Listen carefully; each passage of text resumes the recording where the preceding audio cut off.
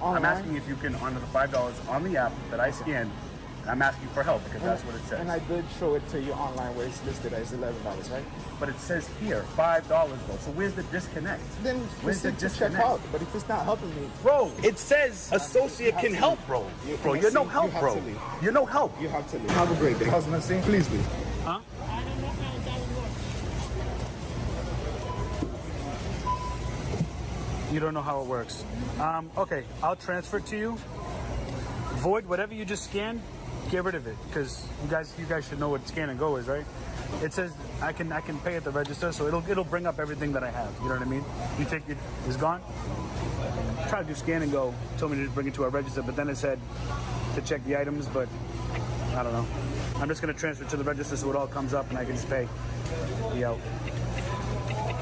That actually says I already paid. So my card is paid for. Yeah, that's fine. So it says I already paid. So I'm already paid for. Yeah. Everything for these here? Yeah, everything in the card. I'll show the guy up there. He's gonna check me anyways. Yeah, scan and go. It's supposed to be scan and go, not scan and wait. It's supposed to be quick. Thank you. I'm finding a price checker in here. It's a little tough. They have a click and find over there, but I don't know. If this Lego's like lower, we're definitely taking the Legos, and I gotta check out sneakers too. So full cart game all day. Let's go. $27. So we're gonna get it. I'm pretty sure we're gonna get that. Not something that I would collect. But look at that. Bro. Just look at that. We're gonna pay $27. That's a quad up. Double up. This place is unbelievable, dude. We got an extra large car right now. Mega profits. Let's go. All right, guys. Trip 1. We've got a lot of good stuff. Something posted over there. Oh, it's super perfect. Says who? It says my man. Where is it over there? And none of those rules are posted. Right. None of the rules are posted. So I would just like to ring out, and I'm gonna just leave. So Unfortunately, we can't. It's super perfect. where is it posted? It's a store rule. Where? Where is the store It's rule? store policy. Show me the store policy. Eventually. Do you guys have who's the manager here tonight? I just would like to speak to them. It's already in a carriage. If you could tell them in electronics. Yeah. I appreciate you. Yeah, it's not a problem. They sometimes we do it just based on Alright, do you have a mask by chance? I don't. That's okay. I know Florida doesn't have a mask mandate. I've been pretty good so far. Alright, well, I cannot serve you if you're not wearing a mask. We're literally getting all of this for $204.54. That's crazy. Oh, I'm already finished. I already finished it, yeah. When you scan, you have to put them aside so we know exactly what to do. Yeah, no, it's all set. I didn't want to unpack it, though. It's all big items. Yeah. Yeah. We have to know. Yep, we already got them. Excuse me.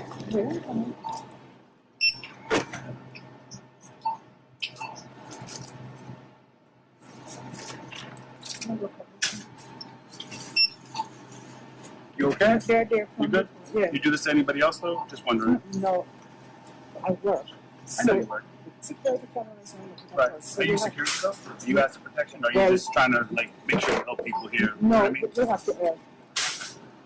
Do you mind if I get in there so I can scan the stuff? Or Oh, no, that's not allowed. no? I'm gonna need a little bit of your time. So if you're just gonna stand there and hold the games here, I mean they're clearance items. I'm not gonna run off and steal them. Nope, I don't want that one. I want to scan every one of them, so that's why I'm saying, can you just stand there and I can like just do it really quick? This is becoming not very helpful right now. Well, I can't leave the case unlocked. I don't want you to leave the case unlocked. I just want to be able to. Okay, I don't want that one. They're all coming up as been marked.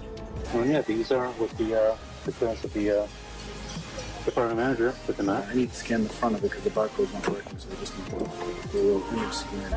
Y'all able to grab the manager? print it up. No, I don't need to print it. I just want to talk to your manager. You're sure? I am. Give me a second. Yes, love. She yelling out shit in front of everybody. That's just uncalled for. So I don't know. Are you the manager? Yes, sir. Okay. So No, you yelled out front. You said you yelled to me when I was walking. You said, "You want to pay for the item? Like, am I stealing it or something?" I said you want the I'm not receipt. stealing it. I No, didn't that's ask not what you you said. That's not what you said. You want to know why? Because we got cell phones and we get it on video. So what are you talking about? You lying. Stop lying. Right? I'll be with you in a Stop second, okay? lying. So I paid for this item. So it went. A bunch of this stuff here. I know it went through because I was trying to show you on the app. Okay. So I paid all this stuff right on the purchase, right? Okay. And then I needed to make a second purchase because I forgot I wanted to use my rewards. So I used this. I had $17. Okay. And didn't charge me anything. Yeah, because that's the Target rewards. Correct. And Okay. that's what I tried to explain. But she's trying to tell me I didn't pay for the item. And then as I'm walking, she yells out in front of everybody, "Do you want to pay for that item?" And on the walkie. You know what I'm saying? Did you hear me on the walkie? No, she called me. Exactly. I called her. Come on. It's cool, but like, you know what I mean? Don't lie. I know you're embarrassed, but it's cool. I'm embarrassed. All right. I'm embarrassed. But I'm good, right? Like I'm not stealing? Yes, Okay, appreciate you. Thank you. I'll be back in too. I gotta get some more stuff. Thank you. Easy, man. I'll be back in too. I can't. We're not crazy, man. Just let us do our job now. But you're not part of doing your job. You're being a little crazy, man. You guys counted 6. My man was right. No. He counted 6, right? It's 7 there. It's 7 yards there. But that's not 7, man. That's something different on the receipt. That's 4 different things, man. He already did his No, job. but he has 7. No. No, I don't. Sorry. Did you just do the self-checkout over I did. Sorry. Don't they do that at the door? Sometimes. Sometimes. Okay. I had a problem yesterday too. I had to speak to a manager, but it's okay. All right, I fit 20 on here. I need to find another card to get the rest. All right, we got them. 32 of them, plus the Gujitsus. $10 a piece. We're gonna hold that big price. Let's go experience the Walmart red carpet special. See how good they treat us. Are they gonna tell us 20 items or less? Or are they gonna understand when I tell them scan and go? And the regular registers cannot. I mean, I guess they could, but I don't know if they could because I've been denied. So we're gonna go to self-checkout because that's what Scan and Go tells us to do. Just to be respectful. You cool with that, Steve? Is that cool with you? I can turn it away if you know. I don't want to be in it. All right, cool. We gotta be respectful. I see you peeking. You wanna be in it? I see you peeking over there. Curiosity got you famous, you know what I mean?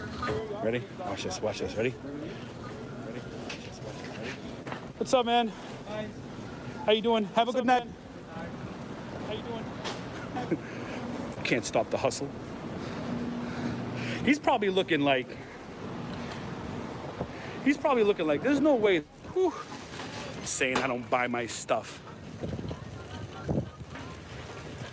Who's saying I ain't buying this stuff, man? Like I don't buy my hustle. Come on.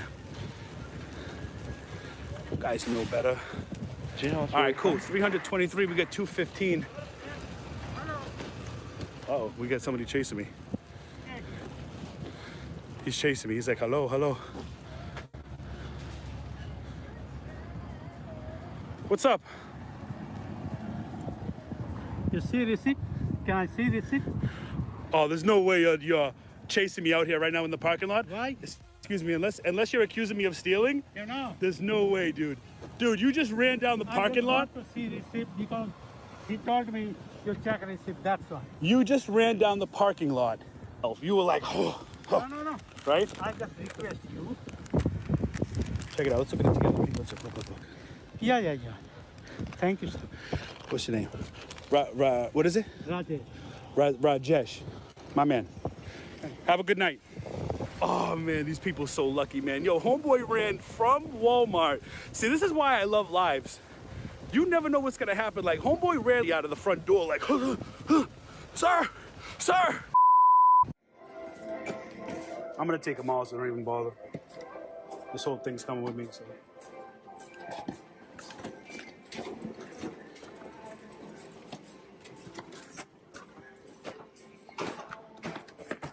Getting some for yourself? No? You can at least smile. At least 100 pounds. They're not gonna be sold. Excuse me. What is going on in this Walmart right now, bro? All right, so we're gonna pay with a different card. Transfer to register, scan the barcode. Okay, 4. As long as it says that, 4.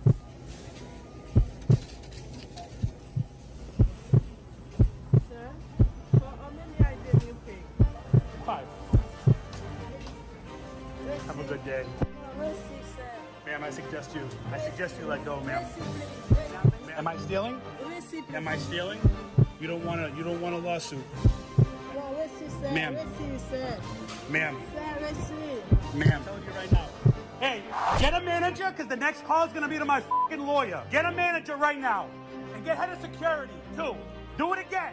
These Walmart-ass clowns, bro. Walmart warriors. Check, baby. Buckle in. Come on, man. They don't know who they're messing with, honestly. We're gonna go back inside. Buckle in. Let's go.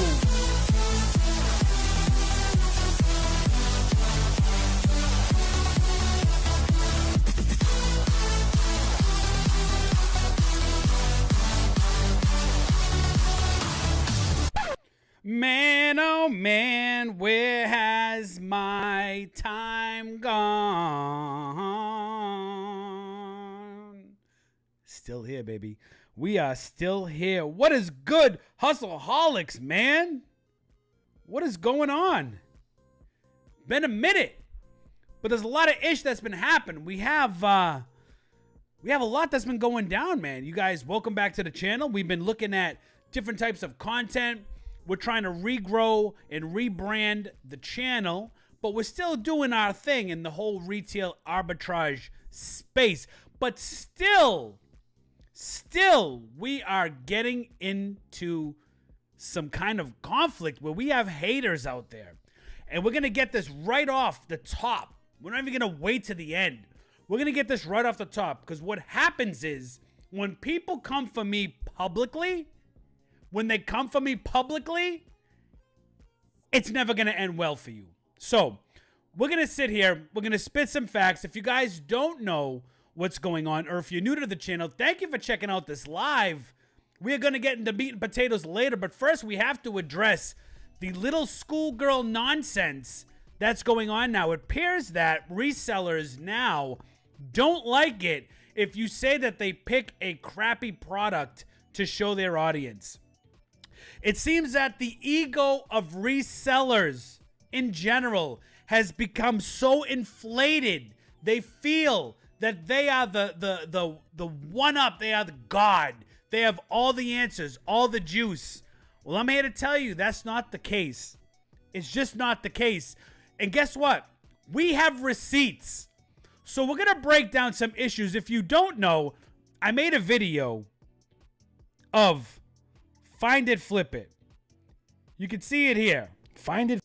We're going to be right here. Now, I know my big ass head is going to be in the way. Okay? So we're going to move me a little. Let's see.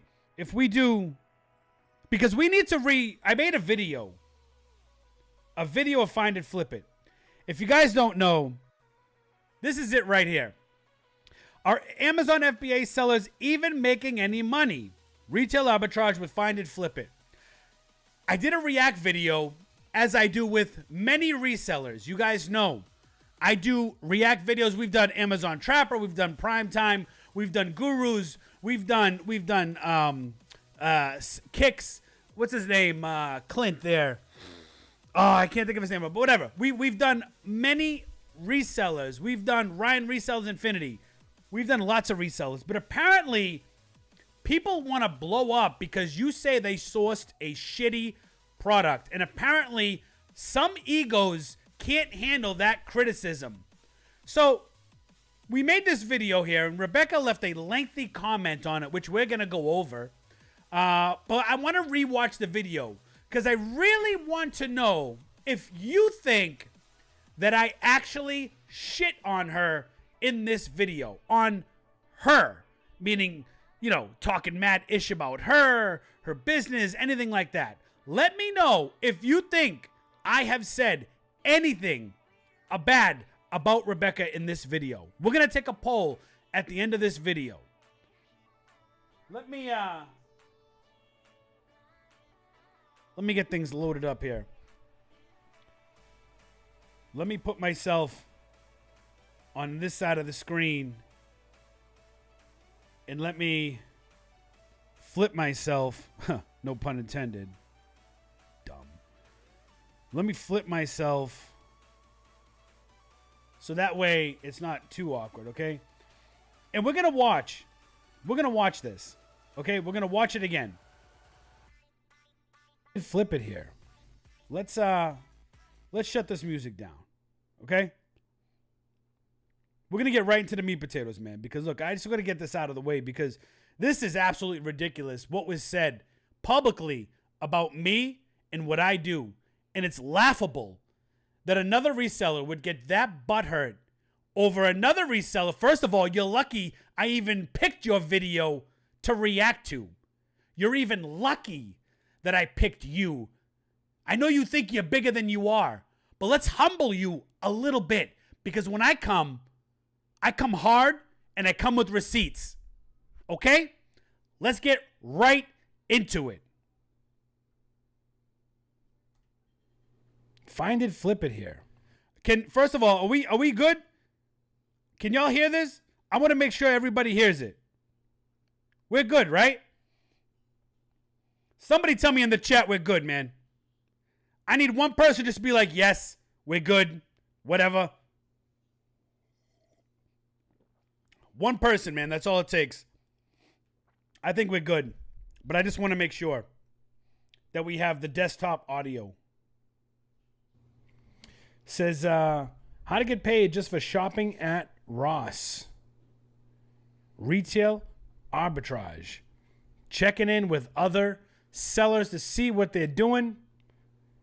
Is it real or is it crap? Checking in with other resellers. We're just looking at what other resellers are getting. Let's find. And I had to bring the boss hat out for this one because, man, I'm telling you right now, they need to know. And out. Rebecca, what do you got for us?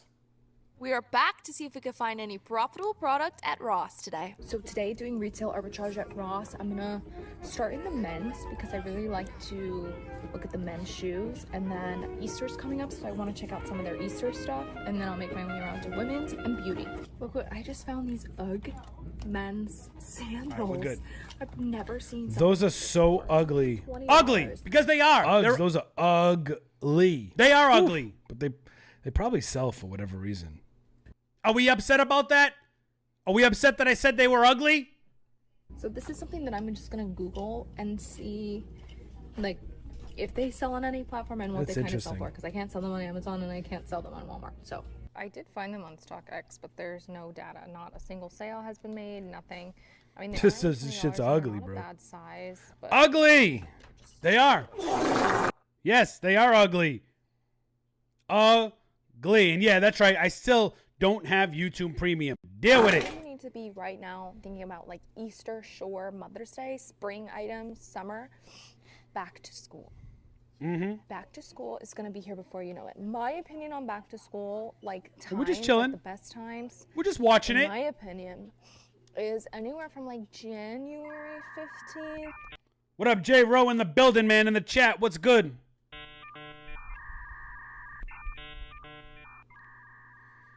Oh my God, I know. Sorry guys, the Ross alarms got my brain jumbled. I know. That was actually that was a good effect right there. Cuz the alarms, you can't go into a Ross without the alarms.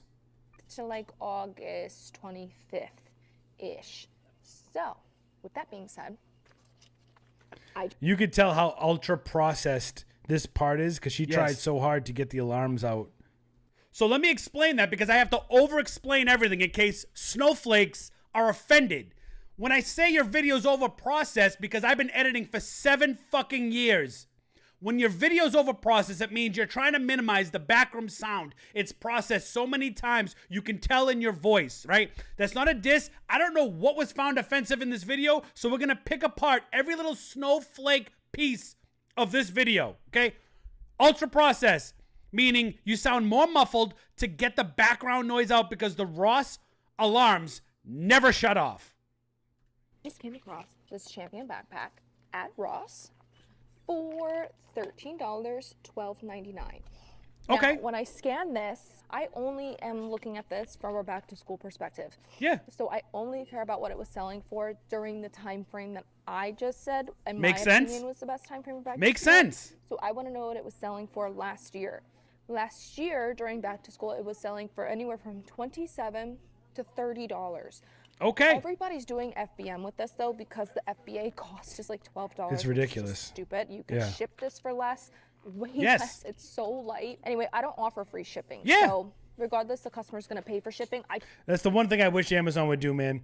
Amazon leaves it to us. Like if the weights and measurements are off on products on Amazon, then they just kind of go with it. So if it's wrong, it's wrong. Like Amazon does nothing to try to rectify weights and size and measures and all that shit unless you submit some kind of form to fix it. So far, anybody see a problem with this video?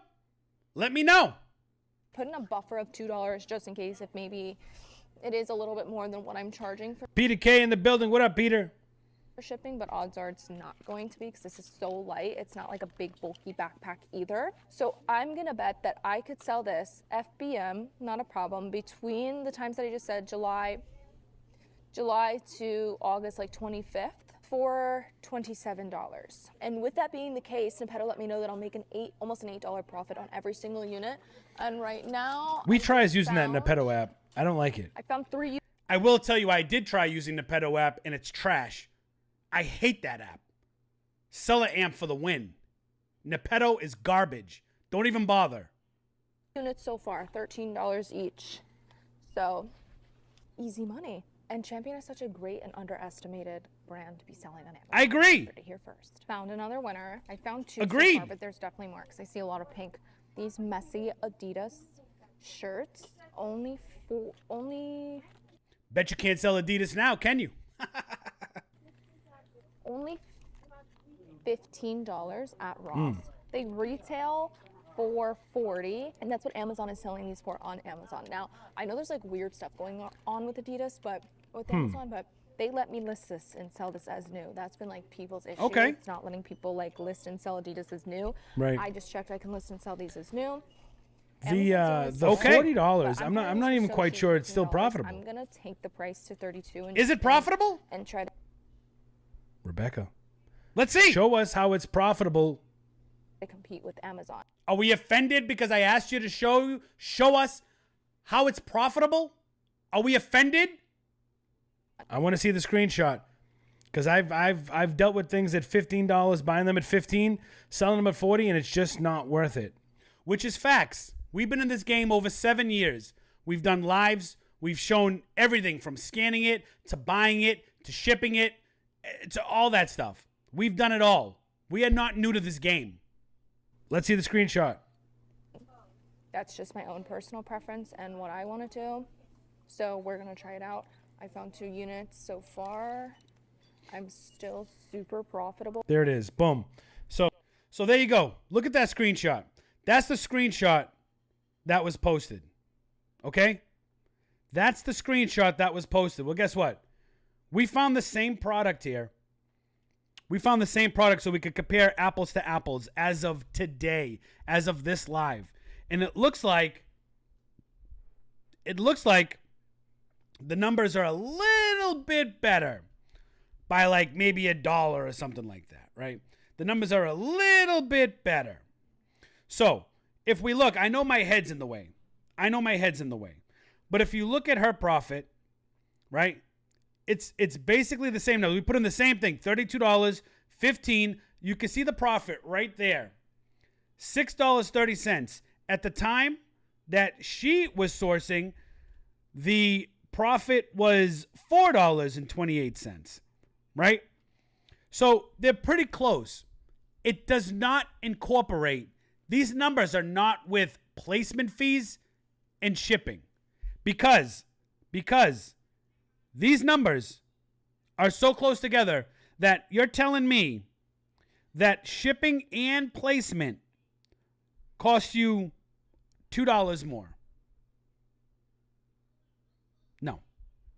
No, it's not, because I'll tell you right now, the estimated sales, let's see, $32, $15, 28%. My numbers say average cost $17.75. I'm just trying to compare apples with apples. Profit margin, blah, blah, blah. So they're pretty close. It's not including shipping and placement because you're not getting away with that for less than $2. You're just not. Oh, see, it says sale price, $32. You might not be able to see because my head's in the way, right? Cost price, $15. Okay, look, $15. On her own app, it Compare says it for yourself. $15. The sale price is $32. It says the profit Compare is it. $4.28. That's shit profit. That's shit. Okay, there we go. Is that something that you're offended with? Because I said that that's shit profit. Because $4 is shit profit. Unless you're buying hundreds, which you're not. Right? So when I do these review videos, I go through and I let people know from my perspective if I think it's a good buy or not. Right? Right. It's just not worth it. $4.28. That's not even enough to cover the referral fee and the shipping into Amazon. And if you were going to do FBM, is this FBA or is this FBM? Amazon, one FBA. I think she said FBA. But FBM, even I don't know. To me, that's not a good product. So let me ask you this. Is that wrong? Is that shitting on somebody's video by saying that I don't think it's a good product? By saying it's a shit buy? Is that shitting on her? $32, and I'm gonna, of course, FBA. I think it's a fair evaluation. FBA gonna make $4 profit, but you're not gonna make $4 profit, and this is what nobody talks about. And listen, even people that I like Rebecca. There you go. I said I like Rebecca, but I don't think this is a good buy. I like Find and Flip It, I do, but nobody talks about the shipping into Amazon. Nobody talks about the placement fees that you're going to have to pay into Amazon. That's like $1, $2 by itself per item. So you're not going to even make, you're not even going to make you might make $1 profit. It's not worth it. Like, also, let's see if she shows that she actually bought this stuff. And let me ask you a question. Even if the price fluctuates up, down, side to side, round and round, you're not going to make $4 profit. I'm not saying she doesn't. What I'm saying is, let's see if like she actually, like she might be talking, hey, you could buy these $4 profit, but right. I'm telling you, man. Right. We don't know if she actually bought the product, and that's not saying she didn't buy the product, but did you buy the product? It's not a good product. Or are you just trying to show people what you can buy? We don't know. Because you're just saying this is a good product, but it's not. I want to try to at least find 5, which I think I can. There's so much pink. So 2 more, so now I'm at 4 units. Already almost at $50 profit. So let's keep going. I'm kind of done with the men's. Sorry if you hear that in the background. Mom, 5 minutes. Oh man, we got ads. It's my wife making a protein shake. Clothing. I'm gonna now go to the socks and the hats and then the toys. I just found the Nike socks at Ross that got me banned from Hibbett. They're $17 though, so they're a little bit high, but I mean, I have such a history with these socks and I know that they sell so fast. And it's not my fault. The volume on the video is low. It's not my thing here. It's just the way the video was recorded. She probably has it so processed because Ross is a very noisy place. Yeah. So well. It's a noisy place. I don't think I've shitted on this video in any way so far, with the exception of saying that I thought she was going to pull the trigger on a shitty product. What? Ooh, I want to get them so bad, but at $17, they're like a little bit high, and there's a good bit of sellers. I would be doing them FBM as well, and I would be charging for shipping, and some of these people aren't charging for shipping. So I'm going to leave them. There's so many units here. I'm going to leave them in hopes of them going on sale. I got to get this part out of the way, man. We got a good show. Even if they're at but I have to address this. $14 or $13, they do $12.99. I'll tell you why when it's done. I'll leave money, and I'll buy them then. I just found these Adidas hats, Adidas Originals hats. Yep, and I co-sign that. Full Scale Resale says that's why we stand by the $10 profit or pass. Yep. Yes. And honestly, you kind of opened my eyes to that too, because it's just we get so hooked into the way things used to be, right? Sometimes we forget about the inbound shipping and the placement fees and all the other bullshit that we have to pay. For $10 each. Somebody's trying to sell these on Amazon for $40, which is crazy. There's somebody else on an FBM at like $32. Hold on. Let's go back here for a second. Profit margin break even 21.60. Oh, it's, I can't really see the issue, the stuff there. Which is crazy. $32 plus $8 shipping though. There's somebody else on an FBM at like 32. I'm finding these literally for $10. But it's 32 plus 8, so they're really on there for 40. So why is he yelling? We're laughing, whatever. Even though the guy can yell, but it is annoying. But the guy's yelling. I understand. We've all been there, right? Walmart. We calling people out. The alarms are enough. We're not really yelling. There's somebody else. I feel the same way. We're laughing. Nothing wrong. There's a good bit of these. I'm literally gonna buy every single one. I'm gonna send you. All right, let's look. Let's break it down. $10. Okay. Ready? Second product. Let's break it down. Let's break it down. So you have $10, $30, right? And on the screenshot, we have, let me see, $7 profit, $10 cost. You can't see. Hold on. I gotta duck. Jesus. I gotta move my big ass head or something. Maybe this way, some shit. I don't know. But profit $8.30 now, then $7.12. $1, $18, $17, $18. $1.18 more. That doesn't supply for shipping fees and placement fees. And there's a reason why I'm pointing this out. Sale price $30. Profit $7.12. Better. There's a reason why I'm pointing this out. Sales rank is 458,000. So what's the BSR on that? Let's look it up. Let's look it up. BSR on that. That's so what we the do. BSR on this. Let's take the ASIN. Let's look it up, right? Because this is what we do, right? We like to interact. I think even when so let's see, BSR UPC is. We looked it up then. We looked it up. Fucking ads again. 4 astronauts go up into space. Ads. 88825 413. What did the numbers look like then? 413 2827 2827. Let's see, BSR. That's what we want. BSR top 1%. Well, 519,000 now. So it's not even 458,000 at the time. Right now it's currently 519,000, but still top 1%, 13 a month. If she bought it for $10, let's put it here. They're actually selling now for 41.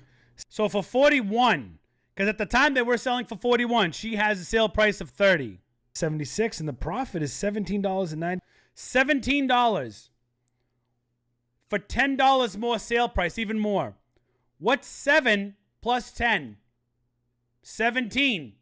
You did not include shipping, placement fees. You're not making $7.12 profit. You're not.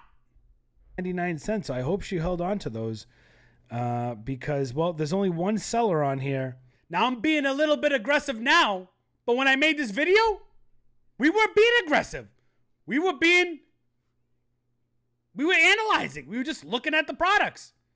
This one I actually thought was a good product because at the time it was selling for 41. I was like, yeah, it's a good buy. There's only one seller on here with 2 in stock. It would be interesting if that was actually her, which I'm not gonna say the brand just in case it was. I even had the respect to not call out the brand that was selling it. I didn't want to be disrespectful. And I'm sorry, calling one of your buys a shitty product is not a being disrespectful to you. But interesting. These out FBA. And then I'm going to sell these for 30. And like I said before with the other Adidas stuff, like there's some weird Adidas stuff going on. But again, Amazon is letting me list these as new. So why not? These Nike hats, only $15. How's Nike turning out for you? Selling on Amazon though for $32. I'm gonna FBA these. There's about 4 units. There's one here, and then there's some over there. I feel like it's always hat season, but it's definitely about to be hat season for sure. Because I can never find hats at good prices in Florida. Massachusetts, I can. Never Florida. They don't really go on sale here in Florida. Every now and then they do, but I don't really have any luck finding hats. I haven't really seen anything Eastery here, to be honest with you. Eastery, I say that too. And stuff. We're making light. We're saying I say that too. I don't see this as a asshole-ish video. Do you? And I want you to be honest. Not really seeing any. I would say my favorite things to source in Ross are the men's shoes. Ooh. See, she does a lot of shoes. I don't bother with shoes a lot of times. So we don't comment on shoes. Of swim stuff because we don't do a lot of it. Start scanning this for summer. Trust me, trust me, trust me. Anyway, I would say my favorite things to source in Ross are men's shoes. I would just say men's, period. Like men's shoes, clothing, hats, underwear, accessories. Men's, period. They always seem to have some of the best stuff for discounted. I have liked the toys section. I will say that. I have found some good stuff. I do like the toys. Toys is our favorite. Toys are good. We like toys. Category to source in Ross for sure. I'm good to check out. I've already made. Oh, she didn't spend much time in toys. We even cracked a joke. Shirts and backpacks. I'm trying to figure out where the disconnect is, because when you see the response that I got, you will understand why we're doing this live tonight. I'm good. Walking out of Ross again, almost $150 richer. You're holding your camera and holding your mic. Where's your bag? Let me know down below, what is your guys' favorite thing to source at Ross? Like, where do you go right when you walk into Ross? Where's your bag? Thank you guys so much for watching. And I like Find It Flipper. I like Rebecca. I do. I mean, again, I say I like it. As always, let's keep finding and flipping. We are back to see. I do like Rebecca. I do like Find It Flip It. You know what I mean? I do. But, you know, it's not the most transparent video. You know, it's good content to show you, hey, I'm buying this, I'm buying that. But did she buy it? Hold on. Did she buy it? I'm good. Walking out of Ross again, almost $150 richer. Let me know down below, what is Are you though? your But did you guys' buy it? favorite Where's your thing bag? to source at Ross? Like, where do you go right when you walk into Ross? Thank you guys so much for watching. And as always, let's keep finding Where's the bag? and flipping. We are back. Where's the bag? Well, Where's the bag? Okay. All right. Maybe she bought it. Maybe she bought it. Maybe she didn't. Who knows? Who knows? I don't see nothing in that back seat, bro. Who knows? Right? Man, that's that. That is that. So, again, tell me. I'm going to put a poll up right now. And I want to know, did I take a shiitake? Did I take a shiitake on her video? I want to know. Did I shit on her in that video in any way possible? Let's put up a poll because I need to know. So we're going to start a poll. Did I shit on her video? Yes? No. It's a very simple poll, and it's anonymous. Okay? Let's just see what some of the people think on here. Because the response I got was absolutely ridiculous. Over-emotional, egotistical, self-righteous bullshit. It's a typical reseller garbage response. It's an insecure response.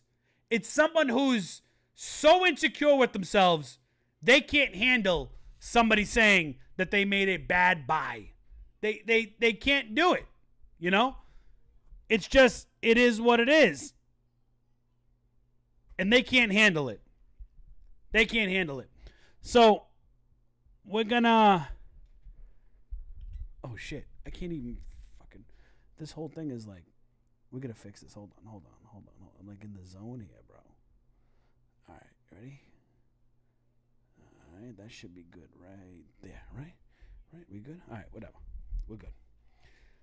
The response I get is so ridiculous that somebody had said in the comment section, let's visit the comment section.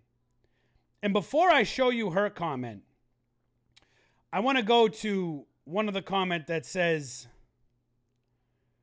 let's go back to, boom. Let's go here, okay?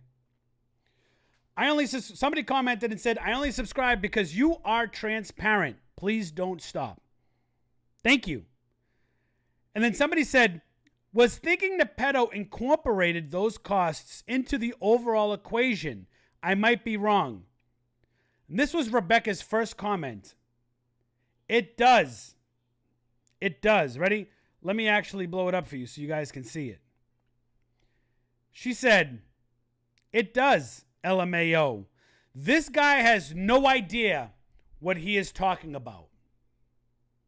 Meanwhile, I don't need to wear low-cut shirts and show my tits for clicks and views. Number one, let's get that straight. Number two, I've been in this game for over 7 years.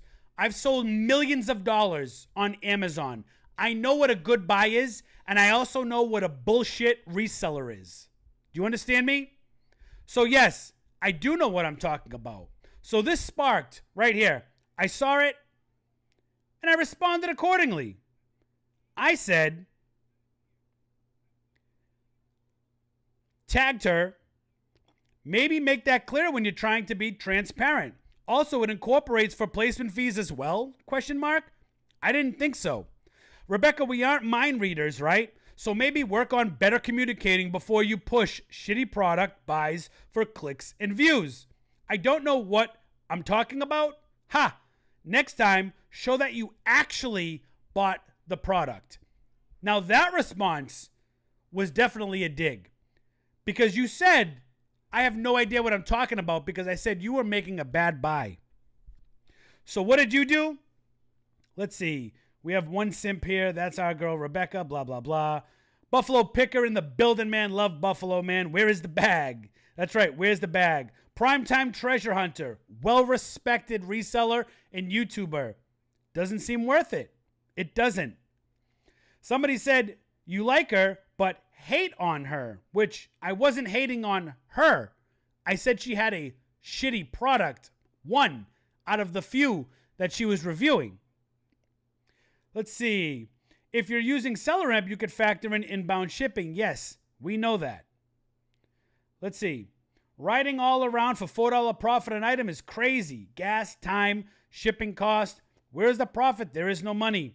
She cool, but worked too hard for $4 an item, which is, in my opinion, true. One return from the customers, you're in the red on profit. 100%. Let's actually like that one. That's actually, we agree to that.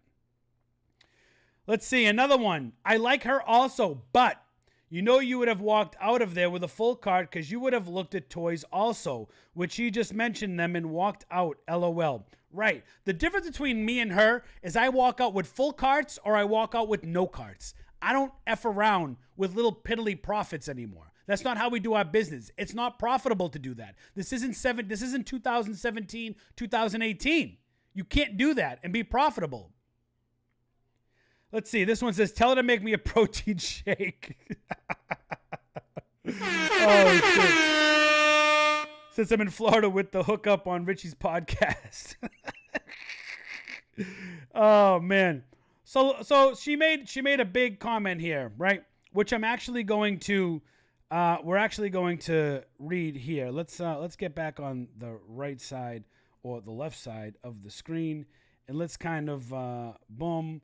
All right, let's see here. So we have, she took my comments and went ballistic with it. You ready? We're gonna read it out loud. She posted this publicly on my video for everybody to see. So we're gonna bring it back. And it says, this is crazy, LMAO. And people are clearly picking up on it in the comments, which we just went over. And the majority see that that product was trash. and not worth it. So we've already defunct that lie. Stop the cap. Because you, let me see. What is the point of this? The point is because I do reseller reviews. I review other resellers and I check them. And I see, are you buying profitable products? Are you not buying profitable products? I'm not afraid to go over anybody's view here. Continues and says, because you do not know how to make original content, so you take someone else's video and try to shit on it, but try to border yourself by saying, I'm being transparent. I don't think Rebecca even watched the video. She's just a headline reader and a very over-emotional woman. So I think that's probably the case here, because I'm not sure what part of that video I was shitting on her. We might be shitting now. We might be taking a dump now. But then we weren't doing it, right? Of course, this is one of, it says, using my nil to get more views because you do not know how to get them on your own. First of all, you are not that popular. You are not that good at what you do. You are not popular at all. If you weren't a female with a pair of fake boobs, you probably wouldn't be anybody. And you would just be like anybody else. But go ahead and keep using your sexuality to get you clicks and views. We all know how that goes. Finish him. Of course, this is one of your most viewed videos like this. Really? You think at the time when I looked, 600 views is the most viewed video? Are you confused with maybe from your channel? Maybe. I don't know. Maybe. Let's see. Using me to help. This is laughable. Using me. Ready? Using me. I don't even know where the hell I was. Using me to help you achieve that. As someone who supposedly does RA, you should know that maybe when I'm scanning, or maybe whatever, scanning, it shows $4 profit, but maybe in 2 weeks it could go up to $8 profit, or in 2 weeks it could go down to no profit. Also, everyone has different sourcing guidelines they're okay with. True. Mine are above $4 profit. Sorry to hear that. Why is that a crime? It's not. And nobody said it was. We just said we thought it was a bad product to source. That is the beauty of selling on Amazon. You can have your own methods, guidelines, and opinions, which I am always 10,000 open on what mine are. Okay. What else did you say? But then you say, but hey, if you need to keep using my name and image to help your bills, by all means, continue. Hey, glad I got your permission, because we are. Because same thing with the ready? Now this is where she gets evil. Because with the podcast that I spent a lot of time with you on, a lot of time, you really think you spent a lot of time with me on the podcast? Don't worry, we got receipts for that too. Yet to see a cent, but you have begged me for me to promote it because you wouldn't know organic social media engagement if it slapped you in the face. So now we're getting with the insults on a comment. First of all, I never begged you. I thought you would have been good because you were a woman who liked to flaunt your tatas on social media, and that's the only way you know how to get attention. That's the only reason you get booked, and that's the only reason why anybody ever watches you. So I thought I could bring that attention to the podcast. However, why would I have to beg you to promote a podcast that you're part of? Shouldn't you go above and beyond to do that on your own? We've had to restart it 3 times because of your unreliability, which we have receipts for. Don't worry. We have receipts for that. That's coming up. Okay? That's coming up. If it slapped me in the face, like, are you talking about how your engagement? Should we go over your engagement real quick? Let's actually go over your engagement real quick. Let's see. Somebody who has 130K subscribers. Let's see. Okay. 1,400 likes on this. What else we got? 943. out of 130, 100 likes. 100 likes out of 130K. What else? Next post. 144 likes out of 130,000. Okay, keep going. You want to talk about organic growth? 194 likes. That's organic growth. 97 likes. That's organic growth out of 130,000. 278. Maybe you think that's good organic growth out of 130,000 bot followers. 119 likes from a month ago. That's organic growth. You know organic growth. Find it, fake it. 189 likes. Is that good growth? Find it, fake it? I didn't think so. I didn't think it was either. So, back to this. She continues on and says, oh, and as for the bag, why it wasn't shown. Again, you call yourself the content, quote, monster, which I am. Thank you. Thank you.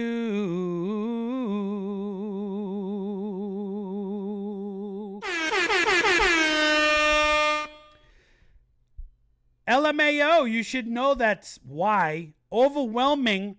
It's very overwhelming trying to film and scan and buy and read data and the noise. It's so hard. I can't do everything. I just want it done for me. Somebody help.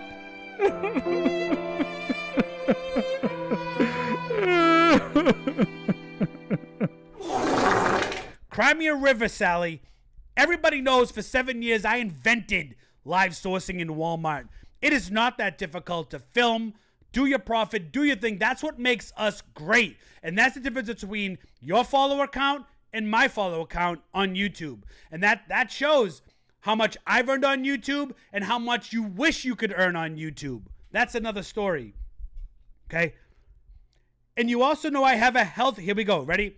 Anybody who can't or feels they can't win an argument will have to throw some kind of pity party. And you know also that I have a health condition which amplifies that for me a lot. I won't mention the health condition. Everybody has their issues. We'll move on from that one. Maybe I simply just forgot to add in the bag checkout process because I stood in line for 30 minutes waiting to check out. And this is where they try to guilt trip you, right? This is where they want people reading this to be like, oh, poor Rebecca, poor find it, fake it. She can't. He's being such a bully. He said she had a shit product. Mind you, all I said was you had a shitty product. Okay? Get the hell out and finish the video. But if you actually liked somebody, which I said I did multiple times, not so much now, maybe you would consider that, right? But you know, I didn't buy a ticket to the pity party. I don't have full access to Pity Party Express, okay? But next time, I'll make sure to show myself wiping my ass too, so I don't come off shady. Best of luck to you. And you know that I had to respond, which I did. And my reply was as follows. Pandora's box. Here we go. 1, I don't need to use your name. You aren't that popular, nor good at Amazon. That's why you need to peddle your course. So, settle down, Karen. I also didn't shit on your video. Just pointed out some bad buys, in my opinion, which I am entitled to have. Factual statement. Finish him. I never begged you to do anything. You always took more than an hour to reply to any text. You were never reliable. And quite frankly, you started to talk to Amazon Lit behind my back with your snake tactics. Even Christian said your participation in the podcast was lackluster and didn't even know why you were part of it. 3, the funny thing about creators like you is that you have limited knowledge. So you push that was supposed to say sexuality, out on the public to distract them. 4, I review all resellers. Amazon is boring to me, which is true, which is why I don't do a lot of sourcing videos anymore. It's boring. I choose that. It's been like that for a while now. It's no secret. I make whatever content I want to. And I'm not owned or sponsored or bought by anyone. I do what I want. I say what I want. That's how I roll. I've always rolled like that. 5, to be honest, the video wasn't even bad. Your ego was just hurt because I said you sourced a couple bad products. Is that a crime? So being the woman that you are, you took this to level 100 million because of your ego. You mentioned social media engagement. You mean how you have 130K on IG with most barely over 100? That's not organic. That's bought, likes, and followers. I told you from the start we weren't making anything off the podcast, and it's because of you I had to, because of you and your unreliability, why I needed to restart it 3 different times on 3 different channels. Nobody wants to see you wipe your own ass, no matter how low cut your shirt is. Stay in your lane. Best of luck to you. And guess what? We aren't done yet. We aren't done yet.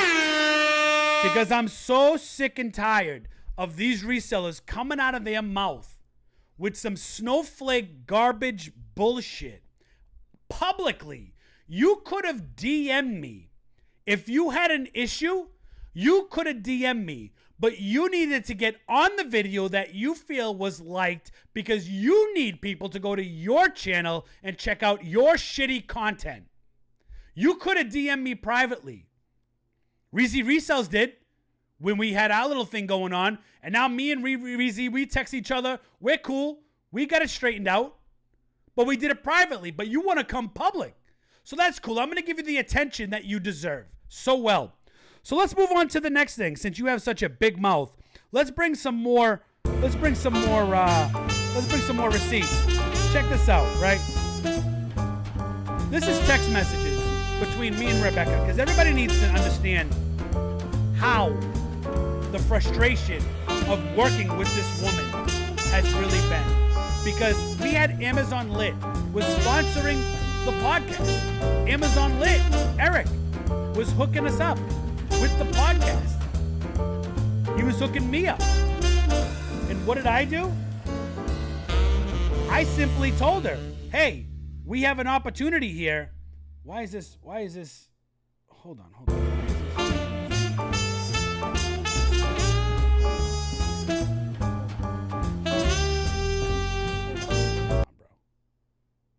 Why is this thing? Why isn't this? What the hell? All right, we're going to do it this way. Because these people crazy, bro. All right. We're going to do it this way. Okay? Let me shut that off. Boom, react. All right. We had Amazon Lit sponsoring the podcast. Okay? And from the start, I told Rebecca, hey, we could try to monetize this or not. I tried to change one of my previously monetized channels to the podcast channel because I wanted to see if we could make money from the jump. And then once we were making money, we could talk about it. And I communicated to that to her. I said, listen, at first, we're not going to be making anything because we have to see what's going on. The channel didn't work out. So I restarted on a second channel that she and Amazon Lit know about because I keep receipts. That's how I do it, right? I don't just talk without receipts. I bring receipts. So we started a brand new channel. Brand new. 0 subscribers. And I'd said to her, it's going to take us a while to get to monetization. But let's see if we can do it. This was communicated to both parties. And then after realizing she was not pulling her weight that you'll see in these text messages, I just decided to put the podcast on my main channel, which is why you see it. Because me and her are not partners. Amazon Lit, that sponsorship got fucked up in the last quarter because I had to restart it because of irresponsible people. And shame on me for entrusting someone I had no idea about, okay? But let's go through these text messages because I bring fucking receipts, okay? Let's go. It first started like this. Hey, would you be interested in co-hosting an episode, right? Talking to your boyfriend about his rental business, blah, blah, blah, blah, blah, right? Yes, amazing. Thank you so much. I am a lot. Oh, this is out of order. This is out of order. But like you can see here, I'm trying to get her boo, who does Toro, on the podcast. Okay? Look at the timestamps though. The first text was at 2:35 p.m. And then I followed up at 6:39 p.m. 4 hours later, no response. I get a response at 8:16 p.m. That's 6 hours after I initially text her. This is based on unreliability. Oh, yeah, that's the thumbnail. That's a good thumbnail. Okay? Let's go next. Ready? Let's go to next.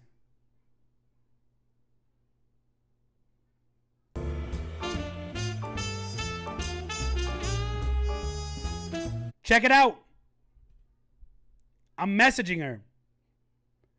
And how would you like it if you had somebody talk shit about other resellers? I was actually caught back by this one. I'm asking her if, have to figure out, but I'll let you know, because part of this podcast journey is going by what other people are available at, right? Because I was having trouble booking people.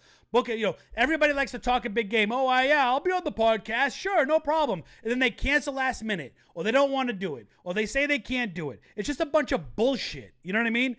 And I said, message like 7 or 8 people, and I'm just waiting to hear back. So definitely keep you updated. I was pretty transparent. And she said, out of left field, as long as none of them is Jas Hustles, I will do it. LOL. Now, I have no idea who Jas Hustles is. So I said, who the hell is that? And she said, great answer. And then she said, this bitch who rips off my content and ripped off my entire MSC speech and made it into a YouTube video. Now, I'm kind of caught off guard because I don't know who the hell Jas Hustles is. I have no idea. So I said, oh my God. She said, check her page, check her most recent video. People send me this shit. And I'm like, this bitch is sick. Looks real fucking familiar to one I posted like 3 days ago. Oh my God, I have to go look now. Hold on, is what I said. She said, my speech at MSC was how I guarantee my ungates. 3 days later, she makes a YouTube video. F this sorry ass, I don't know what she said. Uncreative bitch. Imagine this reseller out there in the community blasting another reseller because she thinks that another reseller is copying her. To me, that's crazy. And she represents different things, right? She has different, this is the way she's talking about other people. Then she says, F the sorry ass, she said fraud, uncreative bitch. And then she sent me the message that she sent to Jas. Jas was brought to my attention. Like, this is how ego-filled this woman is.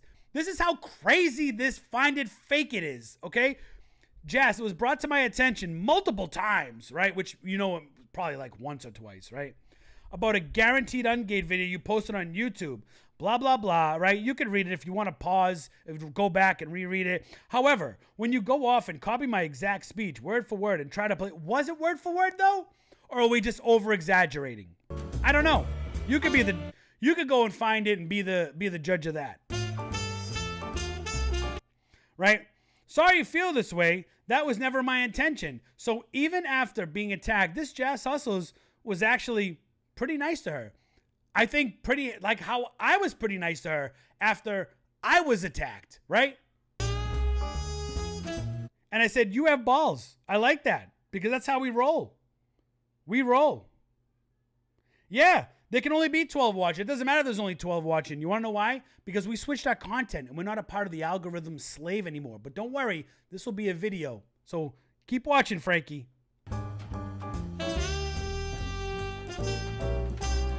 So what else was said here? Because I bring receipts.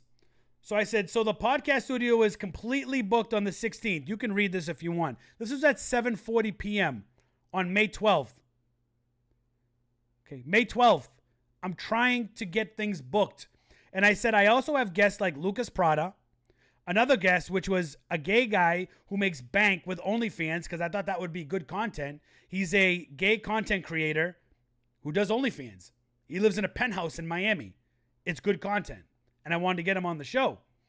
Bunch of different people who make money. Are you interested in sitting? Now, this is May 12th at 7:40 p.m. May 13th at 4:49. I sent a little gift that said, okay, thoughts? This is the next day. And then I get a response 24 hours later. Unreliable. Just unreliable. Every single time. Every single time. Unreliable. And then I tried to make plans again. May 16th at 4:13 p.m. And again, May 16th at 6:30. 2.5 hours later, I get a text back. I could never get an answer within 20 minutes, 30 minutes, even an hour. Could never happen. You have to understand, when you're running a podcast and you have to work on other people's schedules, meaning the guests, and she wanted to be a part of the podcast, you have to know answers and you have to move quickly. That's how it works. That's the only way it works. Because if you wait, guess what? They're not waiting on you, the guests. Next. 21st guest, I said the 21st, blah, blah, blah. And then she was hard to make plans with over the summer. So I had to go around her schedule, which I was happy to do. So then May 18th at 10:05, I'm like, yo, I got this. She said she had somebody. She said Monday, Thursday, Friday at 3 slots worked for Dean. She was going to try to bring a guest on. I said, I have Thursday. Then she said, and then I said again, 24 hours later, because, bro, she told me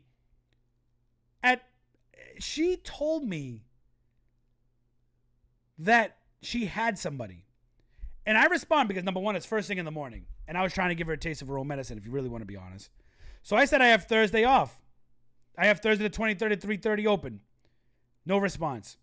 The next day, is Dean confirmed for Thursday at 3:30? Because she said that he could do Thursday at 3. And then literally 4 hours, 28 hours after the original fucking text that I said I have Thursday the 23rd. A ridiculous amount of time. Sorry, we're at a V-ball tournament. No, we can't. Okay. So now I'm starting to think this is all type of red flag type of shit. This is all red flag type shit. Right? So then I try again. June 4th. I describe who I got. We're trying to figure out dates, times. She's telling me when she's gone. When she's gone, she's pretty hectic. Then she says our practice was moved from today to tomorrow. So I'm sorry, but I can't make it on the pod tomorrow. So she's canceling on me.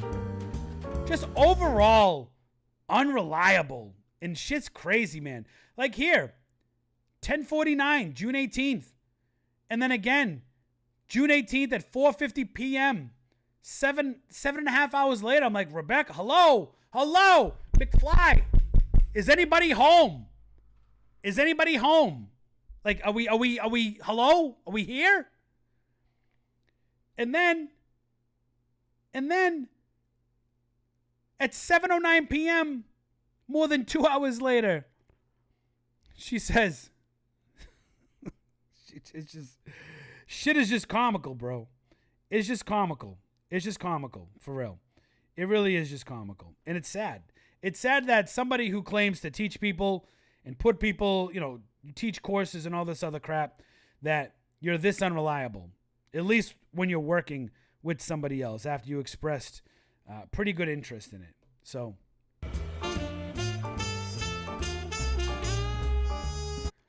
here I said, I've tagged you all over IG. She said she literally hasn't gotten a single notification. Really? Like IG isn't attached to you at the hip? So I bring receipts. Bro, right there. You're tagged.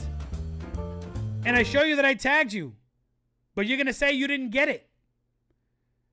And it just goes on and on. You can pause it if you're watching the replay. Just ridiculous amounts of irresponsibility. 5:22 p.m., 2 hours later with the eyes like, hello, give me a fucking answer. And then at 8:12 p.m. from the original 5:22 p.m. I mean, we're talking like next level frustration. And it just goes on. But I bring receipts. And if I was Jazz Hustles, I'd be pissed. I even tried to help her with the Amazon influencer program. Signed up and make money this weekend. Because I told her about it on a podcast show that you probably watched. And I explained everything. I told her everything. Put my number as the exception, blah, blah, blah. And then I said, we need 1,000 subscribers and 4,000 watch hours. It's a grind to get ready to be monetized. I'm telling her I added her. And I'm like, yo, you busy tomorrow to connect? This was at 6:30 p.m. 2 hours later. Wednesday, Thursday is better for me. 2 fucking hours later. Every single time. And then I said, you know what? Actually, I can't do tomorrow because my daughter's turning 5. It was like my daughter's birthday we were celebrating. She's texting me back that I helped her. Let's go. I helped her with the Amazon influencer program. Like I set this girl up for success in so many different ways besides her stupid ass reels and her stupid fucking shorts with her overlapping words that don't even make fucking sense. You can barely understand the sentences that she's saying. And that's all I do is help people. That's all I do. And she's asking me, should I link products? I'm reviewing it. She's asking me all this advice. And I'm like, bro. She's like, thank you so much for your help with this. I'm like, anytime. Really glad you got approved. Going to crush it. Well, I'm just helping her. We're just helping each other. Like, I don't get it. I don't fucking get it. I don't understand where that fucking response came from. And it pissed me off because you did it publicly. So I need to come with receipts.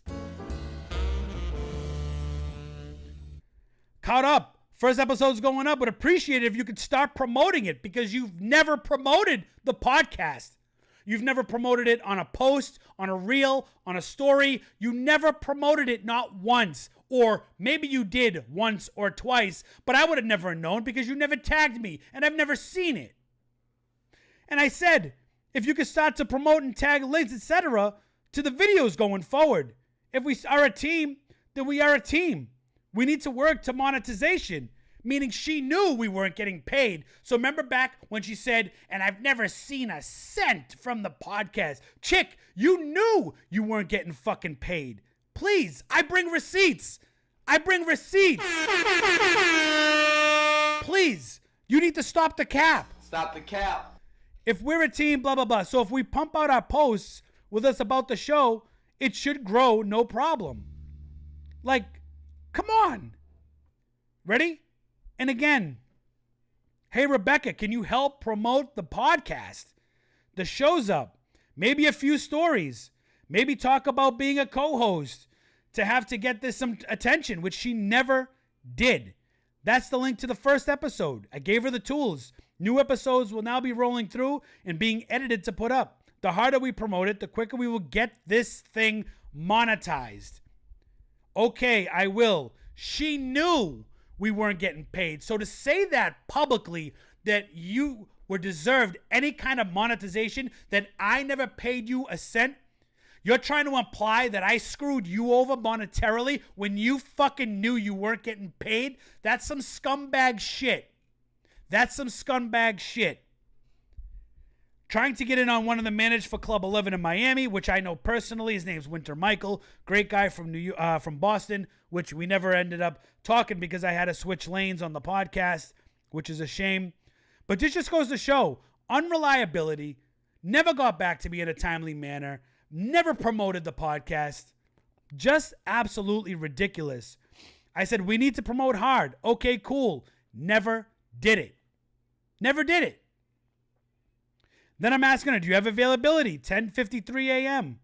And I'm like, yo, free Starbucks. And I never got answered back. Never got answered back. Do you understand? So, with that said, look. With that said, that shit is like corny. That shit is like corny. To leave that comment and lie publicly. Publicly lie on the video. Corny. Straight up corny. Straight up corny. And you know what? You tried to have your little mic drop moment, but all you really did was ruin a friendship. That's all you did, because you were over emotional. Your ego, your head is too big. You think you're more important than what you actually are. Nobody cares or knows who you are, so you have to beg to be a part of MSC, the Miami Sellers Conference, so you can talk to people who don't give a shit about who you really are. And it shows in your organic IG reach. Please give me a break. Please. Just unbelievable. So I needed to just get that out of the way, because there's no way in hell I'm going to allow some egotistical Amazon little reseller who doesn't know her ass from her elbow try to talk ish and bad about me or my name and expect me to not come hard. Just not going to happen. So, unfortunately, you just got... And I'll catch you on the next one. Man, I'm telling you, man. These fucking people, bro. Shit is just beyond crazy. And I didn't even want to spend that much time on it. But I felt like I had to bring all that shit attention, because I'm getting DMs being like, yo, what happened with you and Rebecca? What, find and flip it? I thought you were cool. I thought you blah, blah, blah, blah, blah, blah, blah, blah. And now everybody knows. I didn't shit on her video. I did not shit on her video. Let's see what the poll says. The poll says 71% says no, I did not shit on her video. Which I did not. That video was not a shitting. If that was a shitting, you would have known that was a shitting. Let's check out some of the people that she was calling a bitch and saying that she was a fraud and all that stuff. Let's check out this Jazz Hustles girl. Jazz Hustles, entrepreneur, lifestyle, business owner, 61,000 on YouTube. So maybe Rebecca's just a little bit jealous, right? Maybe she's just jealous of her. I know she has more than her on YouTube, right? Let's see. Find and Flip It has 3.72K, but she knows organic growth, right? Let's see. Thumbnails are horrible. Look, this is the type of content she has to do. Look. This is the type of content. This time, here are 3 things that I would do immediately. You see what I'm saying, right? Hey, yo, you see what I'm saying, right? Like, bro. It's a joke. So you got Jazz Hustles 61.5K. What up, Evil Crossover in the building? Jazz Hustles. This is the girl that she was calling not so nice names. But a fellow Amazoner, fellow Amazon FBA'er. She has a course. She's doing her thing. I've never heard of her. I'm not subscribed to her, and I'm not going to subscribe yet until I watch some of her content.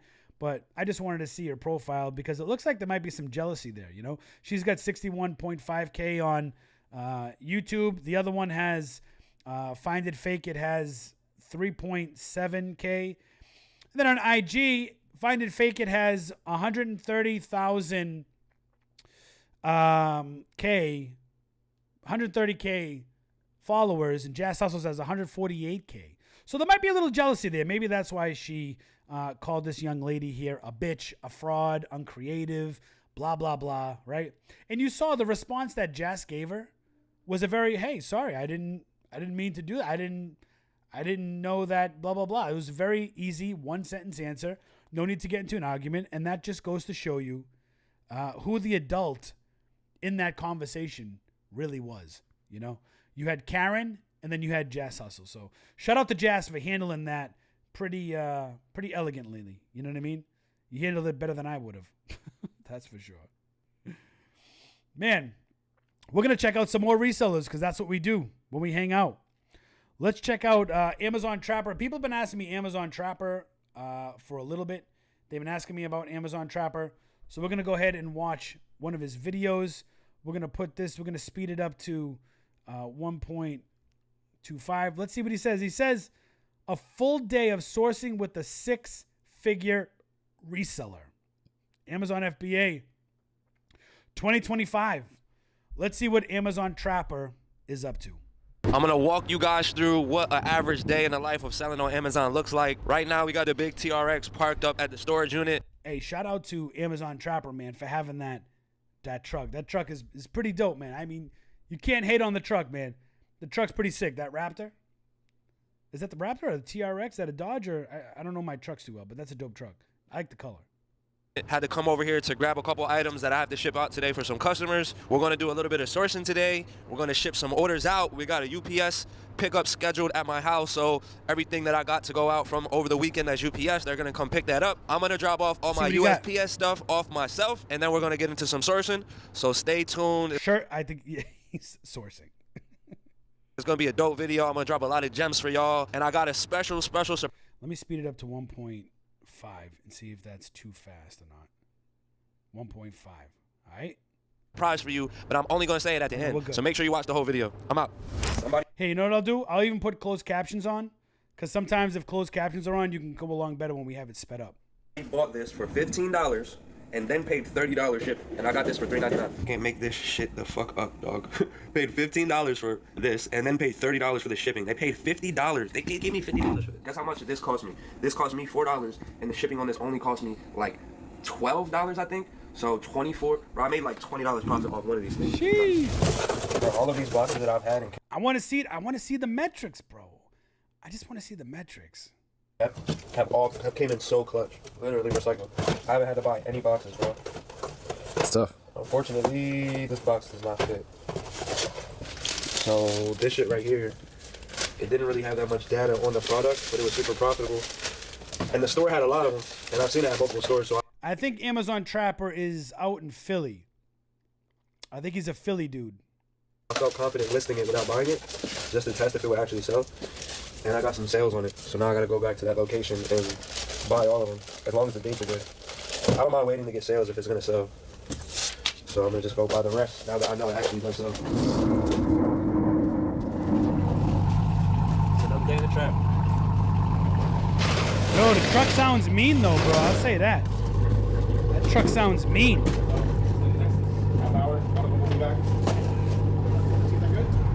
We just dropped off.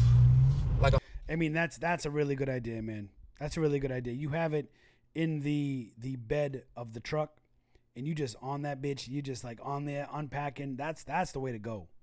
100 packages at USPS.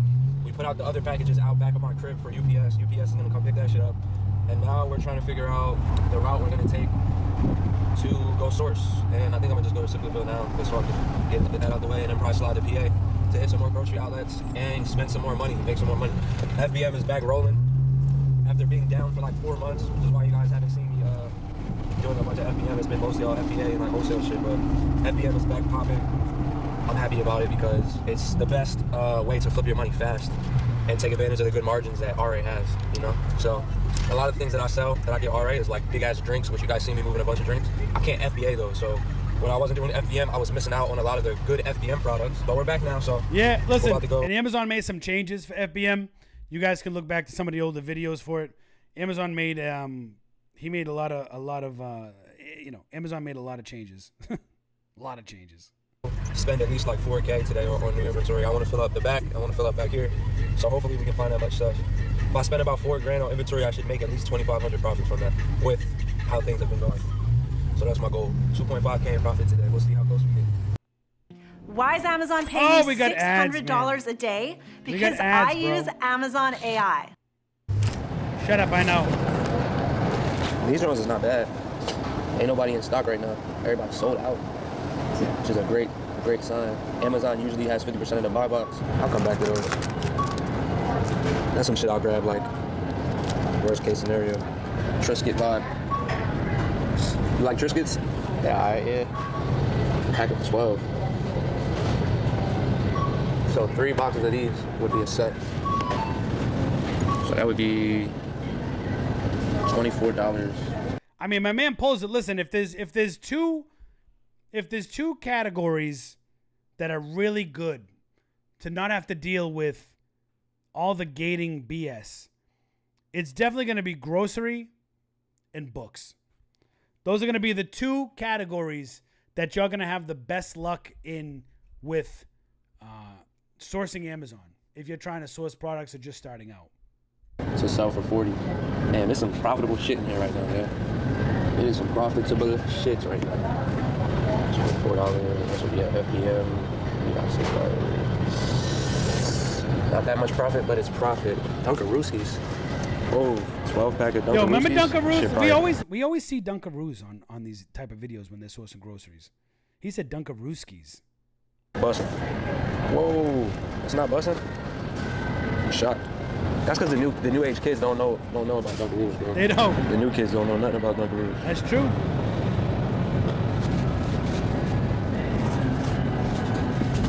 New kids don't know a lot about nothing. Bunch of emotional, sensitive, snowflaking peeps, yo.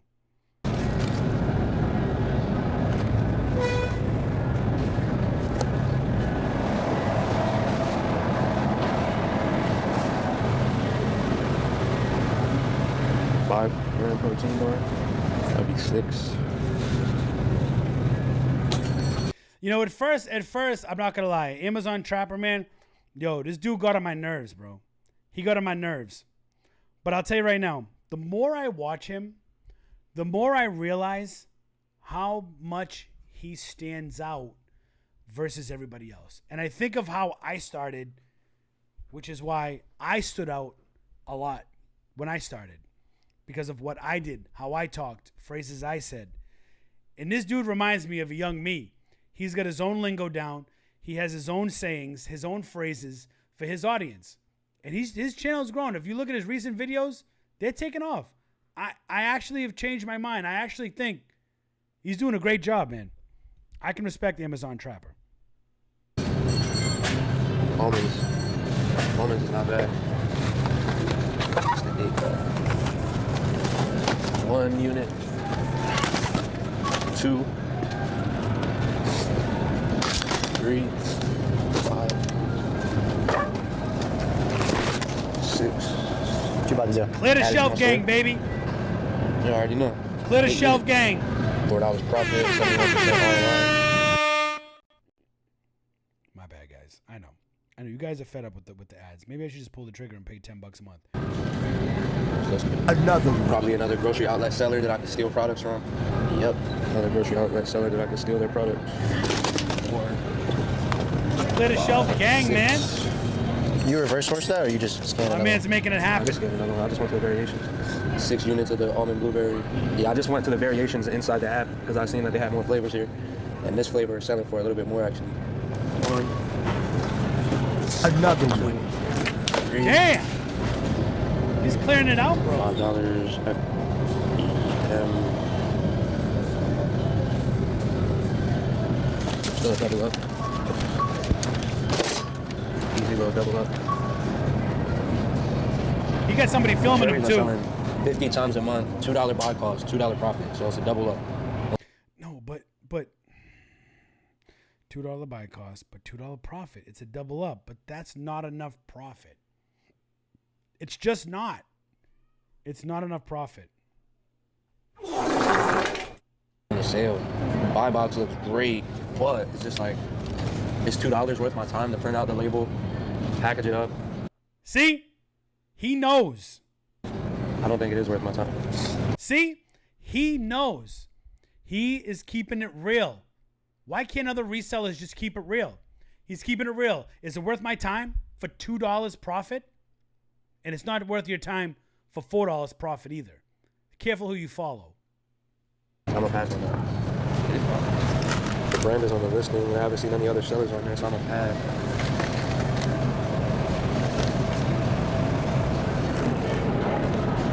I remember the last time I ate a Pop-Tart.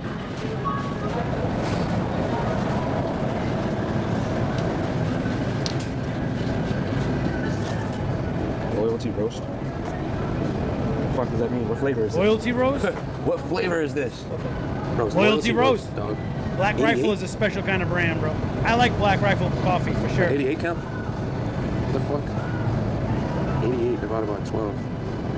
This would be take 8 boxes. 1, 2, 3, 4, 5, 6, 7, 8. That wouldn't really make sense. Does this make sense at $5? Because these are selling pretty good. Yeah, I've been selling these at $11. And that's 53% ROI. That's about as low as I'm going. 40% ROI, 300 sales a month. Offer count is going to the moon, which is why I didn't buy those. Some of these are $10. Same shit with that. Offer count going ridiculously up. $20 sale price, $10 buy cost, FBM. This is no money. I'm not fucking with that shit, boy. Yeah, pass. Tell these ain't got no motion.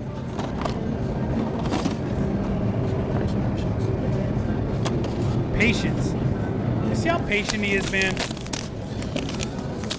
Scanning and scanning until he finds the right product. They don't sell that well. They're not He's not just pushing bullshit to create content. selling that fast, but the expiration is not until August, so I have 6 months. So I'm a cop.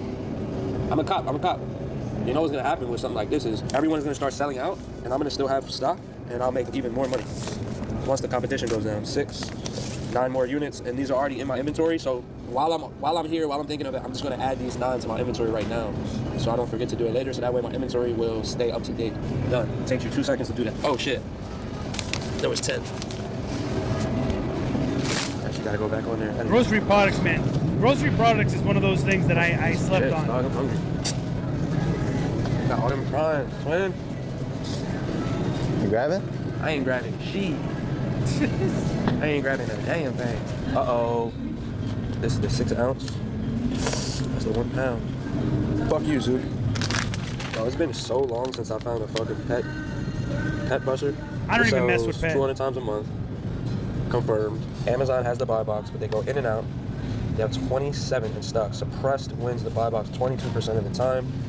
And it looks like FBM sells this shit at $14, and that's Petco doing that. So if I were to FBM this, shipping on this would be about $5, which would make me $2.88 profit every time it's sold. What's the date on these? Do I want $2.88 profit? January 12th, 2026? Jeez. I do want that, so I'm gonna grab these. 2, 4, 6. My man's loading up full cart gang in the building. Oh, they do have the one. They do have the 1 pound rabbit recipe. It was just on the bottom up there. That's the 6 ounce. They do have the 1 pound rabbit recipe. Yo. This shit sell a lot. Offer count going down. We love that for me. Shut up, I know. Buy box looking beautiful. Oh my God, everybody's getting money on this listing. All right, let's switch to FBM. This would be about a $5 FBM. We're at the FBI, it's about the same. $7 buy cost. Let's see what's the price been fluctuating between 15. This dude sold it for $20 2 weeks ago. I mean, this is 1 pound though. 17.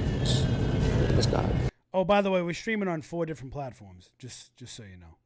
$21. This shit is beautiful. What's the March 2025? No sir.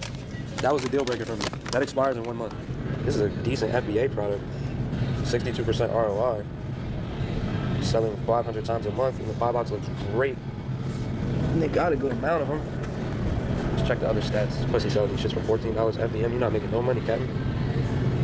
Yeah, it says you need 100 items because Amazon has upped their qualifications for certain brands. So if you're gated, you probably saw that if they regated you or whatever.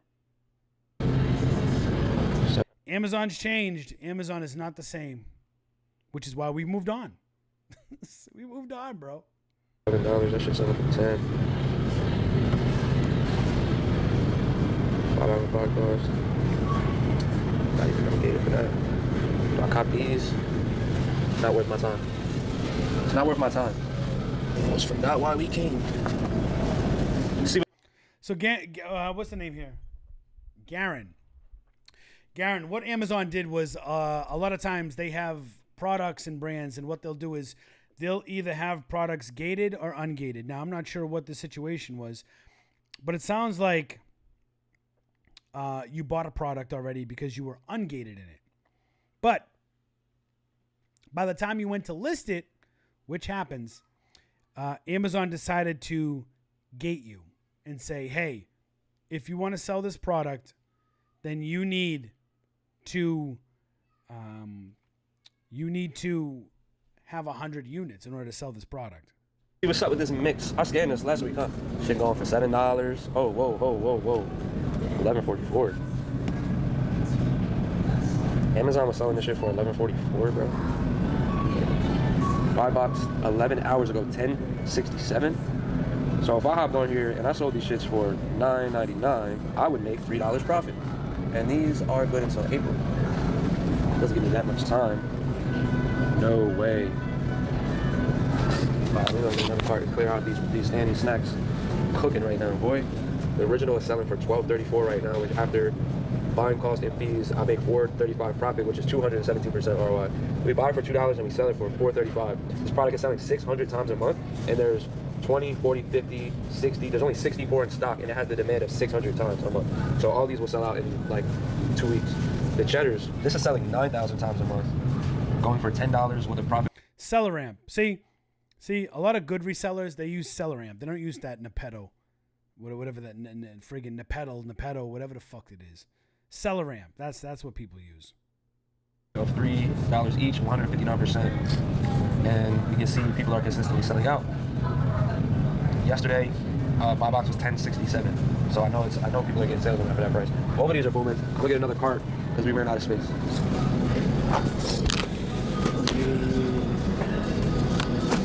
Damn. Double card gang. 32. $300 profit for the originals and $184 for the cheddars. So $400 and almost $500 profit for this cart right here. Shit too easy. Add the 77 to my inventory. How many is in each case? 4? Oh, so he's FBMing them. He's doing FBM. All right, smart. They're lightweight. So why are you deciding to grab those after you passed up on them earlier? I didn't necessarily pass up on them. I just wanted to see what else was in the store first. But there's no offers currently on here, and they sell 400 times a month. So that means everybody who was selling them sold out. So there's no competition for these right now, but there's a demand for them. Every time I sell one of these, I make $6 profit. And they got some shelf, they got a little bit of life left in them, so I got time to sell them. Where's that grocery outlet? I don't have a grocery outlet near me. No grocery outlet near me.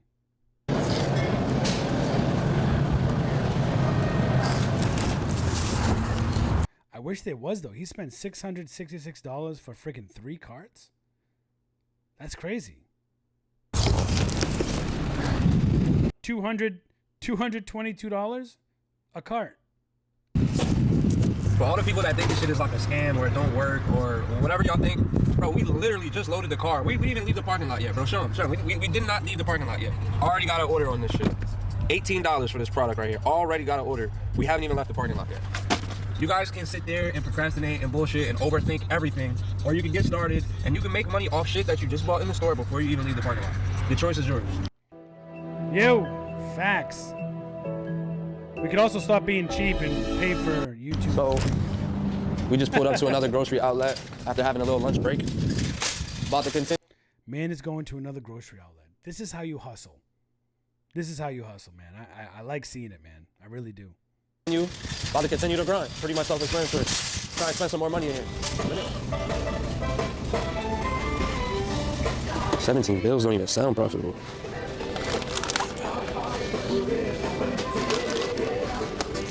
$4. Let's see if there is a multi-pack for this. Easter candy. Mini harvest. See, he's thinking smarter, man.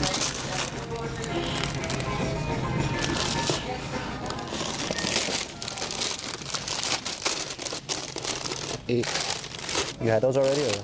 I just knew about these for a while. I just haven't seen them in the store. And oh, fuck. Are those 20 packs too? See, a lot of times I like to review resellers because I like to bring to you products because not everybody is in my area that watches my channel, right? You might have a grocery outlet near you. Maybe you see a product in these videos that you want to go get. That's the whole point. And that's how we're helping other people make money. You got to, start thinking outside the box. 25 pack? 40 pack sells 300 times a month and goes for $26. But these are not the right ones. ROI on the 20 pack Good Pops is 117%. $5 buy cost, sell for $17.48. $5.87 profit. Uh-oh. These rare ones be busting. Once they go out. I hate that term though, bussin'. He says a lot of shit that I can't stand the terminology. I just hate it. Once they go out of stock, bro, motherfuckers can't get them until next year. 7, 13. That's how you know every year this product sells out. Every single year the offer count drops down to 0. Banger. I'll cop these and I'll just hold them until they sell. So either it could be that, or it could be that they're getting IP complaints and they're kicking people off the listing. That could be it too. I got 15 of them. $3.49 buy cost, sell for $12 or even more. Yeah.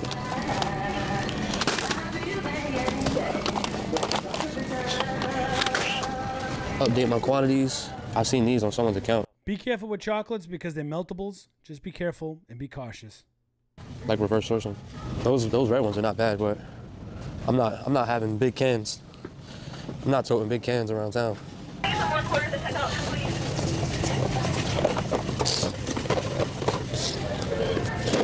3 units like that. Black Rifle Coffee is very profitable.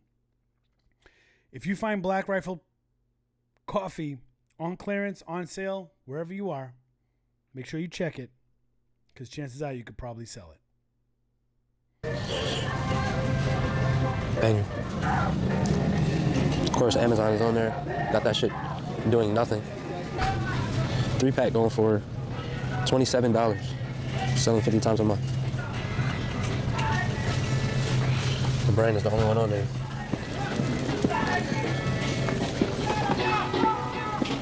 Yo, you got a man. How is that comfortable to walk like that? Though? I just want to know.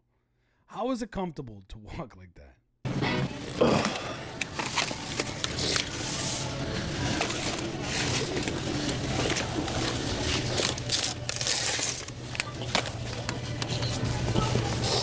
Like, yo, his pants are straight up off his ass, bro. 29, boy. But yeah, I got time. Or whatever. He just hit me and say, yo, you free? Can I text you? Bitch. Distracting me and shit. Motherfuckers can't do shit around me, bro. I'm the biggest Grinch. Maple almond butter. 500 sales a month. Amazon has most of the buy box.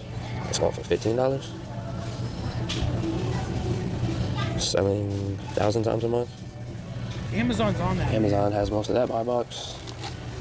Damn, these are a nice little product. If Amazon wasn't all over it like if that. If Amazon wasn't all over it, solid little pickup. One cart That's the thing, man. Amazon ruins a lot of products. 421, we're at a G note for the day. Just go in the bag. Another day in the trap. That's one of the longest days in the trap we had in a while. We had it easy for like a few months, bro. We had a lot of early days. There wasn't really much to do. Now we back. We back in the mix. If it's $1, it's worth scanning. I would need to get this for negative $5.42. Whoa. I ain't never seen this brick before. Damn, that's a big Schweppes too, bro. It's a personal brick. If you didn't know, ginger ale is my shit. Love ginger ale too, man. Love ginger ale too, and Schweppes, that's the #1 joint. Boom, superfood latte, $12.49. Unfortunately, at this price, it's not profitable. Not profitable. That'll be a fire like wholesale item though. I love shit like that. That sells for a lot, but it's like very small. Like that is so light. All right, this right here is going for $3. Buy box right now is $18, $6.80 profit. It's selling 50 times a month, and I can see that the offers are going down. Buy box has some good motion in there. Let's check the... He says motion, we like to use velocity. Expiration date is May. FBM would cost us about $6. Yeah, I'm fucking with that. 6, 8, 9. Okay. I'll take that. This probably was in every outlet we went to. You know, we gotta get it. We gotta get into some grocery, man. You know, I think you know the whole Walmart thing's done. I wanna try to get into the grocery aisle. Maybe we can go to Walmart grocery. Maybe we can go to Walmart Marketplace or Aldi or Ollie's, back to Ollie's, and see if we can pick up some grocery products. I never really spent a lot of time in grocery unless it was like coffee was on sale or stuff like that. But I never actually went in on grocery, so I'd like to try it. Right. Add that to my store, and I'm gonna list mine for. And he's FBMing all this. So where's he storing it? $16.99. I got 9 of them. Must have a big storage unit. To master the game, not to pay $50 a month for outdated garbage.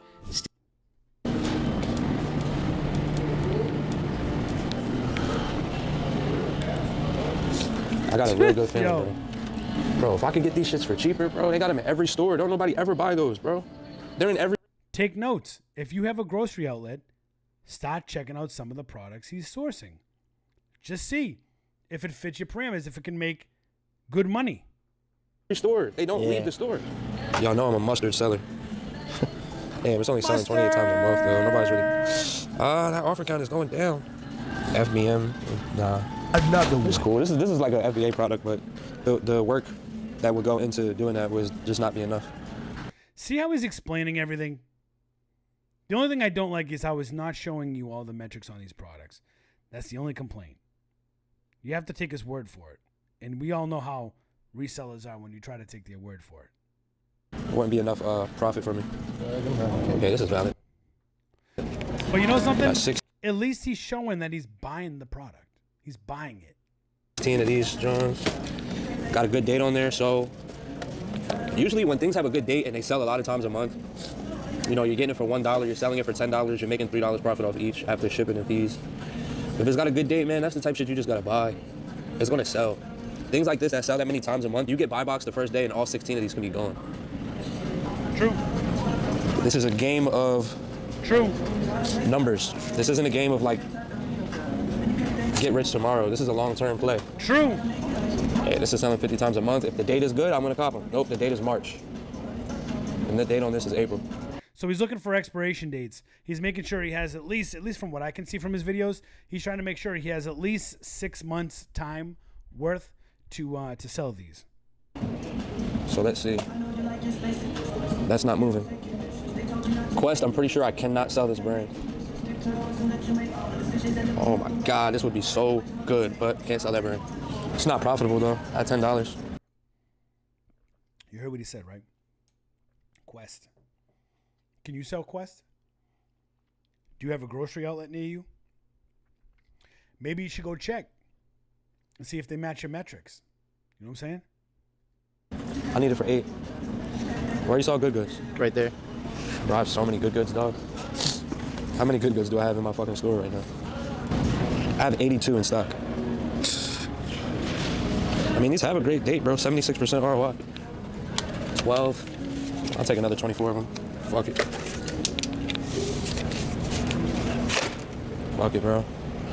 We here, right? I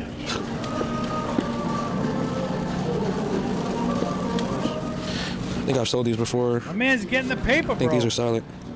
At $3. Gavalia. So he's picked up Gavalia in the past. $1 profit. I think he's actually picked up Gavalia in Ollie's. Nah, they're not solid at $1 profit. Oh, I hate when they don't have the price. Come on. Come on. Fuck. Sorry, I was letting me down right now, doggy.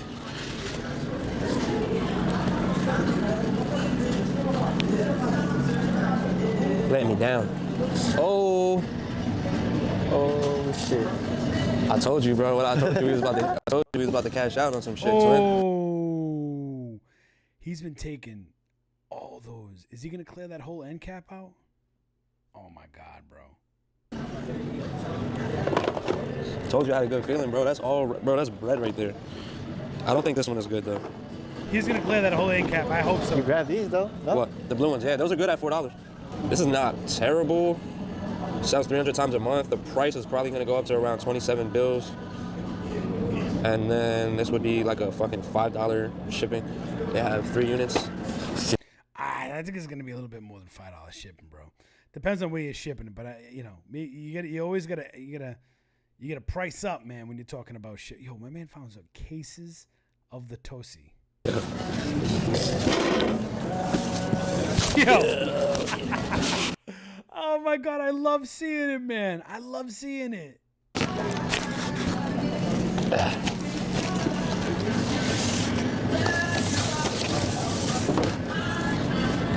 Just gotta let them know so they don't start trying to put my shit somewhere. Yeah. All of that. This is literally wholesale, bro. There's literally wholesale numbers right here. It's how you turn other people's money into a whole lot of profit for you. But I will say this. Hopefully there's no tax on food where he is. In Florida, there's some tax on food. So hopefully I'm sure he's incorporating all that shit. Fucking ads, The FPL On-Call program is one of the easiest ways to help lower your electricity. They better count me up accurately too. I ain't never heard a grocery outlet play Lil Baby. This outlet is trim. Oh my God, 318% ROI on you. These things sell too. For $1, bro, you shitting me? I'm copping these shits. Bro, I want all the money, bro. I don't care if it's $3 profit, $2 profit. Nah, you gotta care. You gotta Let's care. see. It'll be $12. Amazon is the only one on the listing. It cost me $8 to ship that. This guy was selling them for $41. And we can see that there is movement on the offer count.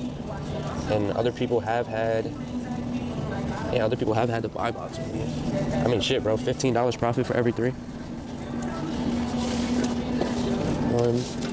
Those are heavy now. You gotta, you gotta be careful, man. Those are heavy to ship, bro. 3. It's going down.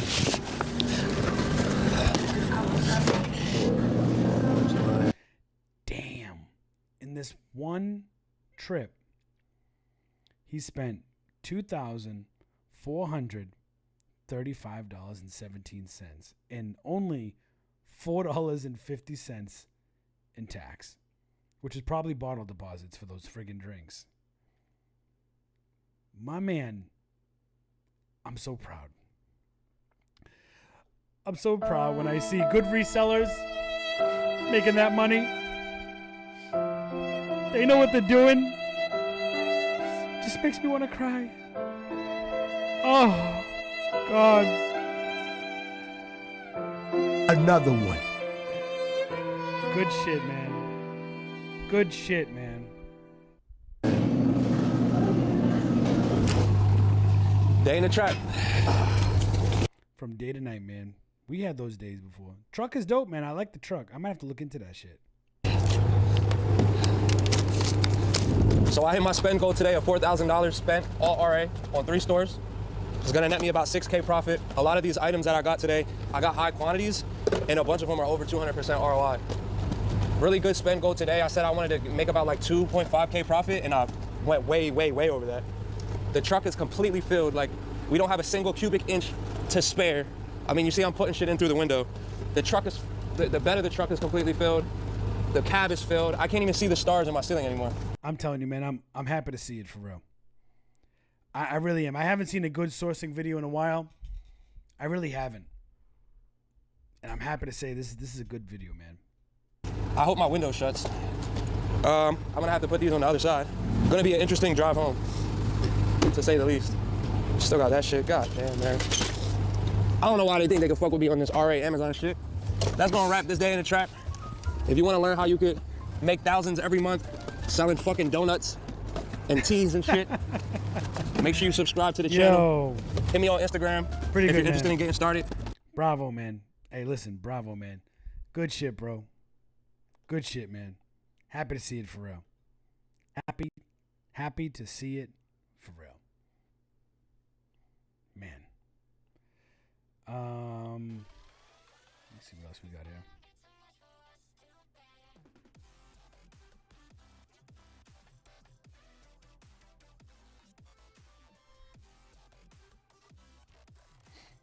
We got another video here. I want to shout out the homie Buffalo Picker. In one of his more recent videos, like his 5 recent videos that he's done, he's an interesting person, man. And one of his specialties is Barbies. He knows his Barbies inside and out like crazy. Friend and homie, Buffalo Picker. I want to give him a shout out because we're going to check out one of his videos here. Let's check him out, Buffalo. Let's see what we got. Oh, it's still going to play the music though, isn't it? Isn't it? Jeez. Okay. Buffalo Picker, man. With Barbies. Let's see what he's got.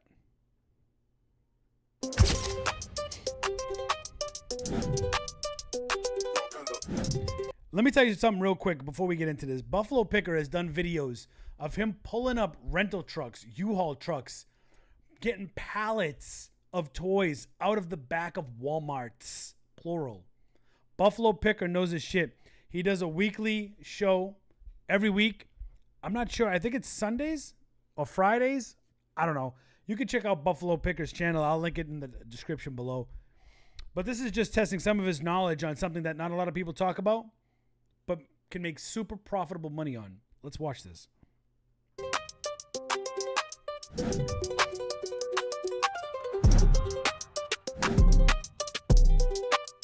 Oh, them Barbies, man. You know that's paper, too. Look at the background. All those Barbies? What? Hey everyone, welcome back to the channel. Buffalo Let's go, here. Buffalo. Today's video is all about the Barbies. I picked up a Barbie haul back in December, towards the end of December. So, and Buffalo's out of Georgia. He lives in Georgia. Ex-military, man. Shout out Buffalo, man. Let's just get to it, show you what I got. Welcome to Defend the Hustle. Buffalo always keeps it a buck. I can guarantee you most of the audience is going to agree with Buffalo me before they agree with you. Lock in, because Buffalo is about to. Check your cranium and fertilize your brain. Go ahead, right here, right now. Go ahead. Subscribe Let's go, and Buffalo. share now. So the backstory on the Barbies, I started negotiation around June of 2024. The initial post, they wanted $4,500. I came back at $2,000. They ignored my post, of course. But I was just basically trying to get the conversation started to see, you know, where the range at and how many Barbies they had, because they actually put on the post $4,500, you know, over 100 Barbies, but no photos, just a couple photos of the Barbies. So I'm like, you know, I definitely was curious, because anytime somebody's selling a lot of Barbies, I'm definitely going to try to put my bid in if the Barbies are in the condition I'm looking for, and definitely if they are unique. If they're unique, I'm definitely gonna throw my hat in on the bid. So a couple more months passed. Around November, they came back around and said, hey, you know, we'll take the 2,000. And my response was, you know, the best I could do is 1,500. So we got quiet again. So December came around, right? Probably a couple weeks before Christmas, they came back and they said, you know, 1,500. No, we can do 1,650. And I was like, you know, 1,650 for 100 plus Barbies. If they in the right condition, it's a great price. But I kind of I pretty much went silent on them. Once they said, you know, not 15, but 1,650, I kind of went silent. I got a message right like 2 days after Christmas, and they basically said, hey, my granddad want the Barbies gone. Just make an offer, come get them. Why do you want to tell Buffalo, come get them, make an offer? Yeah, so basically, make a long story short, I made an offer, $650. $650. Yo. You mean they went from $4,500. He offered $1,500. Did he say 650 or 1650? Hold on. The offer. Yeah, so basically, make a long story short, I made an offer, $650. They gave me the thumbs up. The next day, I jetted up there and I picked $650 from $4,500. My son and I, we picked up all the Barbies, and a lot of Barbies kind of eased through the crack because I was at 2 tables loading up Barbies. My son was at the other 2 tables loading up Barbies, and I got a Barbie that I never thought in the whole time I've been knowing about Barbies that I would find this particular Barbie. I'm going to share that with you in this video. So without further ado, let's get to it, show you what I got. Okay, so like I said earlier, I may not be able to display all the dolls that I picked up in this haul, but I'm going to do my best to show you as many as I can within the 10 to 12 minute time frame. So please stick around, check out some of the good items that I picked up. I also have 2 displays in front of me. Some of the dolls I'm going to talk about, some I'm not. If I got a doll that's already in my inventory, I'm just going to put it up here. Look at all the dolls, bro. That's crazy. So you all can see the beauty of these Barbies. So let's get to the first one. The first one up is the Grand Entry collection. And this particular Barbie was designed by Carter Bryant. Carter Bryant is on the back of most of the Barbies, the designers. If it's You see how he knows his shit, bro? He knows his shit, man. He has a product. He likes a product. He knows the designers, the dates. He knows his product. It's very inspiring, man. I really like Buffalo Picker. Collection. I wish Buffalo Picker would make more videos. I know he has his live show, but I wish he would make more videos because he's got so much knowledge to share, man. They'll put their little bio on the back of the box talking about their experience with creating that particular Barbie, and also maybe tell you something about the material, like where it originated from and what their idea was on about getting this particular color and material for this particular Barbie. So yeah, this is a nice one. I got a couple of these in my collection. So moving on to the next one. Okay, so next up is the 35th anniversary Barbie. This is a keepsake collection one. First time I had. Look at that. 154.83. Rank is a little bit high, but I think that's still top 2 or 3%. So it's gonna sell, like hands down. This one in my inventory, and forgive me if I use the word collection because I am a reseller at heart. I don't really have a collection unless we're talking about the Hulk. Now that's my dude. I will collect a couple of those, but when it comes to Barbie, I mean, this is the first item that I started selling when I started reselling about 4 or 5 years ago, to be exact, about 5 years ago. So I got introduced to Barbies, and if you want to know about that and the history, my history of Barbie and the history of Barbie, I did a video on that. Check my Barbie videos, and you'll see the one where I talk about the history and the actual inventor of the Barbie, Ruth Handler, in that video. A lot of informative information in that video, so check that one out. I think that was one of the highest viewed videos I ever made, around 11,000, something like that. But yeah, this one right here, this is the 35th anniversary Barbie, and like I mentioned before, this is the first in my collection. Actually, this is a replica of the original Barbie that Ruth created when she came back from Germany. This is the one they pushed out, and the kids just went crazy over it. So she got a lot of pushback about it as well from you know, the older adult people. But yeah, just check out the video. I talk about that as well. Okay, so next up is the Christian Dior Barbie. Now I do have this one in my collection right here. Christian Dior Barbie. I like that one, man. I don't know if you all can see that in the video, but yeah, I do have this one in my collection. And the only reason I'm showing this one is because of the way they designed this particular Barbie. Look at the dress. Gorgeous, right? You know, it sells for a good value. And that's another thing too, is I didn't talk about it before, but all Barbies that I show, I'm gonna clump it over here to my right or left. Okay, next up is the Grand Entry collection. This is a part of the first one that I showed you. Actually, this is part of the collection of the first one that I showed you. And each one of these was designed by a different designer. And like I said, on the back here, it pretty much tells. These are all such beautiful dolls. They really are. Tell you what it took for them, you know, to design it, what material they use. They don't make Barbies like this anymore. Like there's no like art to making a Barbie anymore. It's just a plastic mold that they just push together and push it out to young kids. There's like no art to it anymore unless you get special editions. So this is a nice one too. It's like a peach color. Okay, next up is the Barbie and Ken Halloween party. This is the first in my collection, in my inventory, not collection. This is a nice one. Definitely first time seeing this one out here in the wild. So if you see this one, pick it up. Okay, next up is Ken 40th anniversary. This is the first in my inventory as well. Look at the price of these Barbies, yeah, this is the first, basically the bride version of Ken. It's the 40th anniversary. Okay, so next up is the Pepsi-Cola Spirit Barbie. This is the first in my inventory, and don't sleep on these. All the vintage Barbies has a decent return. So if you can get these for $5, $10, $8, check out the comps. These will go well. I'm gonna do a 2-for-1 on this one. I'm not gonna open it up, take it out of the box, but you can see the photo here, and I'm not sure how well you can see the photo on this one. But if you see this guy, Barbies out in the wild, Bob Mackie, make sure you pick it up. Bob Mackie. I have a lot of Bob Mackie. Well, my grandmother does. Very special edition Barbies are the Bob Mackies, man. Always pick up Bob Mackie for sure. I do know about the Bob Mackie. Always got a nice return. People always looking for these type Barbies just to put on display or for parties or whatever, because as you can see in this one, the guy has some unique designs. I mean, that's all I can say about that. Man's Chinese Theater, and this is what the doll looked like, the cover. And I'm gonna open this one up. Pretty simple to open up, so I just want you all to see the dress on this one. Red and black, very nice design. This one is called the Man Chinese Theater. The Coca-Cola Barbie, this is the first in my inventory as well, called Barbie Let's Go Tubing. This is the back side of it. So very nice. Are we clipping? Is it like really loud?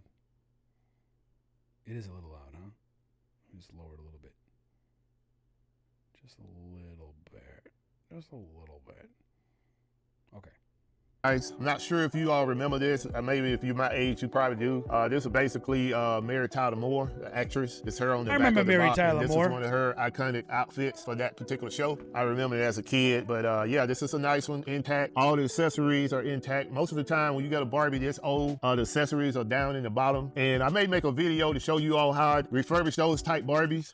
If it's like basically like the Coca-Cola Barbie I talked about, they are notorious for having like the Coke bottle, or all the accessories just fall down in the bottom of the box. So I definitely have a way of fixing that type stuff. If you got a hobby shop near you, like Hobby Lobby or something like that, they have all the tools you need to refurbish those Barbies. So don't pass up on a Barbie just because the accessory is down in the bottom. Now, if the plastic is broken or it's torn, I mean, you still can sell it, but you won't get the full value of it. This one is definitely a unique design. It's got the shades, the purse. Basically, this is what it looked like. All right, so nice 80s, Barbie. bro. And like I said, I'm comping all the Barbie. That's like 1980s Barbie, like the style. So you should see the price of what it's selling for. Okay, so in next to last, I have the Barbie called the Silver Screen, and I'm gonna let you see this one as well. And this is what she looked like. All right, she got two outfits. She got That's a high cheer rank. And the that is a high rank though. That's probably a little too high for my liking. But he's the Barbie king. Lingerie. I started All Nation Restoration to help people. Damn. Chase for Business is literally what it says in the name. It is Chase for Business, where I can find everything I need in one place, so we can help people get back to life. I'm gonna need a new headlight, right? Yeah. You got any ideas? Carparts.com. And over here, night out gown right here. So this is definitely a good one. Some of these Barbies, she had the price of actually what she paid for those and what she was comping them at, because at one time she was trying to sell them herself. And I'm not sure where she was comping the price from, but some of the prices was great. We got one more Barbie to show you all. This is my grand find out of this. Look at this. Oh, basically, this is my grand find out of all my $430. Gold Jubilee 1994 Barbie. Barbie hauls. I've been buying Barbies. As you can see, I have a lot behind me, but I've been buying Barbies since 2018. I've been told about this Barbie, but I never thought I would have an opportunity to get it, even though I asked for it. And affirmation is king. So this pretty much is a limited edition. It have a serial number on the back, and it also have a serial number on the back of the Barbie. This Barbie right here, I may hold on to it for a few years. This is the Gold Jubilee second edition, and like I said, it has a serial number on the back. It have the signature of Carol Spencer. Carol Spencer is the designer of this particular Barbie. Carol is probably like 92 now. Carol Spencer, huh? Actually have a museum in St. Louis, Missouri. So if you're in the St. Louis, Missouri area, look her up, Carol Spencer. Go over there, look at all the Barbies that she designed for Barbie, which is now, company Mattel. So yeah, very proud of this find. Like I said earlier, my son was loading up Barbies. I was loading up Barbies, and he actually loaded this one up, because if I would have loaded this one up, the people that were selling me the Barbie probably would have known that this had a lot of value. So yeah, grateful for being able to have this in my possession. And the backstory on this particular Barbie itself is the lady that sold me my first Barbies actually told me about this Barbie. She basically didn't want to sell hers and actually wouldn't allow me to see it, but she was telling me about it. She was like, if you found one of those out there, you got gold. And I don't know if she meant gold by the actual package, but I've been seeing the comps on these and they are all over the place. But I plan on holding this one for a while. This is definitely a great find. Okay, so that was my big Barbie haul. Hopefully I provided some content that you can use. Buffalo Picker, please like, subscribe, defend the hustle. See you on the next video. Appreciate you, Buffalo, man. That's my dog right there, man. I really like Buffalo Picker for real. Stand-up guy, really nice guy. Just a stand-up guy, man. Shout out Buffalo Picker for sure. I need to get into some Walmart content, man. Walmart customers that will make you cringe. Oh my goodness. Can we even handle Walmart customers that make us cringe? Oh boy. Let's see. Let's check it out. Walmart shoppers that will make you cringe. Fuck. Oh my God. Good old Walmart. Oh, damn. Yo, we didn't even get the volume on. Hold up, man. Jesus. We starting like that, bro? Oh my God, man. All right, let's all right, let's try to start that again. Damn. Yo, damn. Prepare yourself for a What is wild going ride on? through the aisles of Walmart as we showcase some of the most cringeworthy moments ever caught on camera. Jeez. Whether it's hilarious mishaps or mind-boggling antics, these shoppers are sure to leave you shaking your head and laughing out loud. So sit back, relax, and get ready for a collection of Walmart's most unforgettable characters. From the male Karen to the woman who took on CBS, welcome to our countdown of Walmart shoppers that will make you cringe. Oh, good old Walmart. Will make you cringe. Fancy banana. Number 17. Male Karen meltdown. A wild male Karen appeared at Walmart and randomly confronted a lady for no apparent reason. He threatened her and got confrontational, even though she had done nothing and didn't know him. When told he might need to leave, he defiantly stated they'd have to call the authorities. His refusal to budge led to a full-blown meltdown. 4 gallons of water. Hey, what's up, guys? I found this beer left over from some campers, and I'm totally wasted. I'm sorry I bumped the camera. No, I'm sorry. I wanted my service to be completed. Not for you to service company with 4 gallons of water. And you're refusing to help me. Guess what? Why? Because I'm white? I want my fucking phone set up. Acting. Excuse me. Go back there and put your fucking hair thing up because I think your head's too fucking tight. All right? Jeez. Yes. And all I was doing whatever, and some lady walked up with 4 or 5 gallons of water, and they took care of her instead of me. Finishing me. Out here. Not for you to get your fucking water where you should go up to the registers in the first place. I'm back here buying a $200 and some odd phone. But I'm just saying, you're pissing me off. I'm telling you the situation. This, not this. This, that's what I'm saying. This, I'm going to put up to the register like normal people do. God damn. All I need to know is you need to get it taken care of, okay? Okay. I'm just saying. Some closed captions up in here.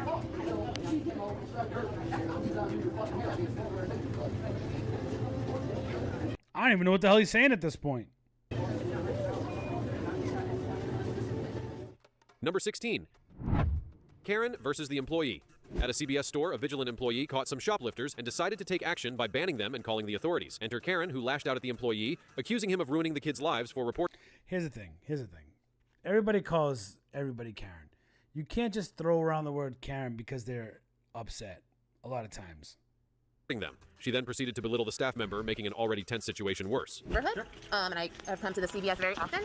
May I ask why you called the police on those 2 men? CVS policy dictates that if they're shoplifters, Mhm. the exit store with merchandise unpaid for, Yeah. you get police involved. And if the police He said if they steal, then we call the police.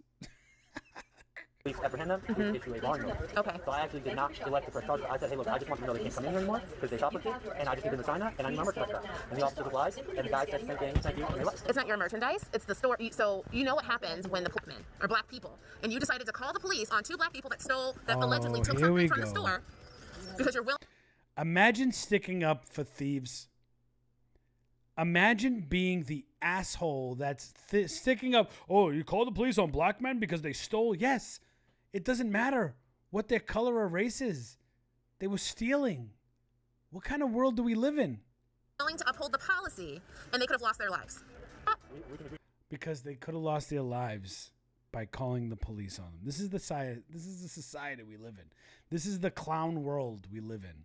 We disagree on this because I don't work for you, and I don't need to follow my company policy, not your policy, where I can appreciate your concern. So you're willing to risk someone's life for what, $30,000 a year? That's imagine. In my opinion. Thank you. You have a great night. What is your name? My name is Storm Andrew. No, what is his name? No one's gonna tell you my name when you're sitting here videotaping this so that you can try and elicit some sort of violence against me. It's not gonna happen. Elicit violence against you? You just elicited Yep. violence against See? 2 black men by calling the police on them. Imagine, yo, she just said right there, you just elicited violence against 2 black men by calling the police on them because they stole merchandise. What? Just listen to yourself. You work with black folks. You just remember that. Number 15, refund rage. An irate customer demanded a refund, but her receipt couldn't be validated, casting doubt on her purchase. Instead of waiting for an explanation, she erupted, hurling abuse at the employee. The manager stepped in, attempting to calm her down, but the tirade continued unabated. Whatever, bitch, I'm leaning your shit. Right in here, ho. I'm leaning your shit, ho. I'm leaning your shit in Walmart. Here we go. Loud, obnoxious, and just...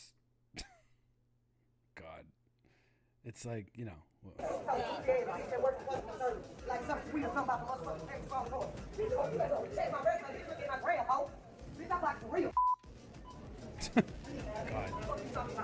It's crazy.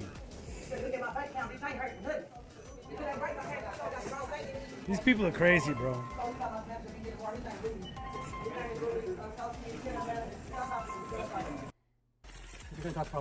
Oh, hold on. What just Welcome happened? to First Watch, where Oh, every morning I just messed it up. matters.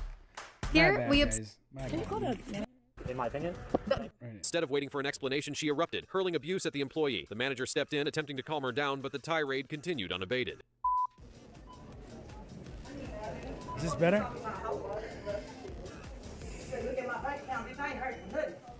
Okay, I thought it was a speed. You just can't understand it because she doesn't know how to speak proper English. There we go. She just don't know how to talk, so that's why you can't understand her. With a $2 Crocs on.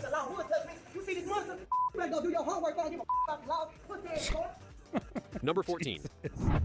Kids gone wild. Oh, man. A mother let her kids run wild in the store. Bro, dude And when was a in his polite employee underwear. asked her to keep them close to prevent them from rearranging merchandise, she was not pleased. She stormed to the counter, angrily confronting the employee and insisting he had no right to tell her how to parent.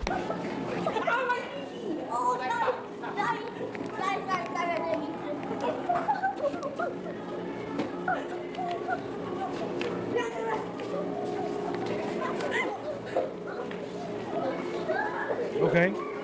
Just playing around, whatever.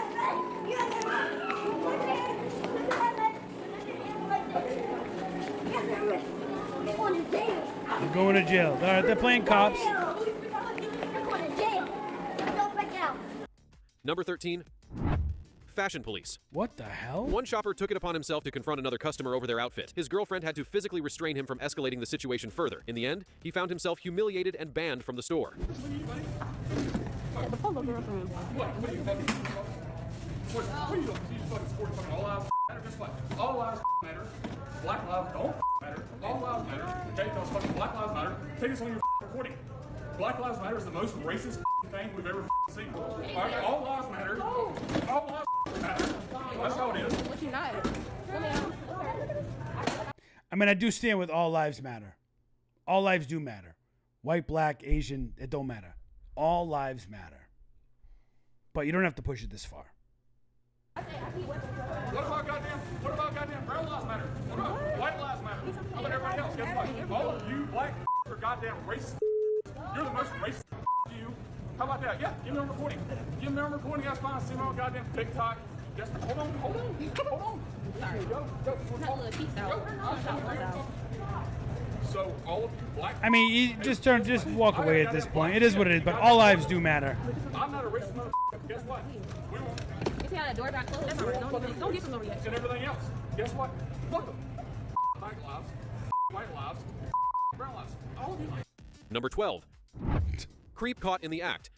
A shopper caught a creep recording girls without their permission and decided to call him out. The creep, caught in a web of lies, tried to escape but was followed and publicly shamed, leaving him utterly humiliated. You're not even on the phone, brother. What? Yo, you're not even on the phone, brother. What you doing, bro? You on that weird? Nah, brother, you was recording. Nah, you was recording, bro. Watch out for I tell security, bro. You on that weird? Watch out, boy. You want me to tell security? Don't touch me, boy. I'm gonna tell security, boy. You want me to tell security? Yo, why is his belt undone? Go. Look at his You belt. better leave him on, boy, before I tell security. Hurry up. You thought this was where you recording females? Go. You think, huh? Had to walk right out. Number 11. Return refusal rage. A woman tried to return an item at Walmart, only to be told by the employee that returns weren't being processed at that moment, despite her eligibility for a refund. This refusal sent the customer into a rage, leading to a heated altercation with the staff. The reason why, I can record anytime I want, because this woman here, I asked her about returning, she said, off the top of my head, I don't feel like returning. No, you said I can record anybody I want. He works for Walmart. You said, what now? I couldn't come over here. When you walked up to me, I said, let me explain to you what happened. You said, no, I'm telling you what's happening. I'm telling you what she said. I can prove it to you, and you told me. Okay, and I said, where in the policy does it say if that's been worn? It says nowhere on their store policy if it has been worn. It says you have the right to decline. You have the right to decline. And it also says right here, customer satisfaction. It also says... I mean, how does the Walmart employee know it's been worn? I mean, what constitutes being worn? Trying it on, maybe, to see if it fits? Is that considered worn? Is that customer satisfaction? And when I paid... Oh, you're pulling out the shoe. I mean, if the shoe's all scuffed up, then maybe it's worn. You know what I'm saying?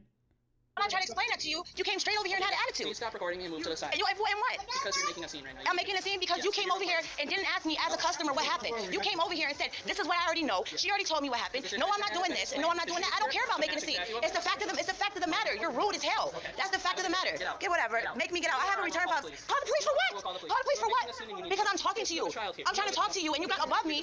What? No, I'm not being insulting. I tried to talk to you in a calm manner. You wouldn't even let me explain what was going on. Whatever. I guess you don't need to explain what happened, man. I mean, if you wore the shoe, you can't return the shoe. I'm not going anywhere. Number 10. Lounge Lizard. So this guy decided Walmart was the perfect spot to lounge around for a few hours without buying anything. He made himself comfortable in their chairs until the staff confronted him. The manager explained that the store isn't a free seating area for those with no intention of shopping. This didn't sit well with him, and he went off on the employees in a full-blown meltdown. Oh, you do have a Burger King here? No, not inside. It's See, that's the thing. You know, I'm looking for places to sit and play on my internet. So, and you don't have a Burger King or McDonald's or Subway? Well, I didn't see any sign. I mean, it's... Well, it's not. I didn't see any concern. You guys are expressing concern like you're picking on me. Oh, so I'm the first. I'm the first person that's ever sat there and. Are you going to purchase something? Because I'm not going to argue.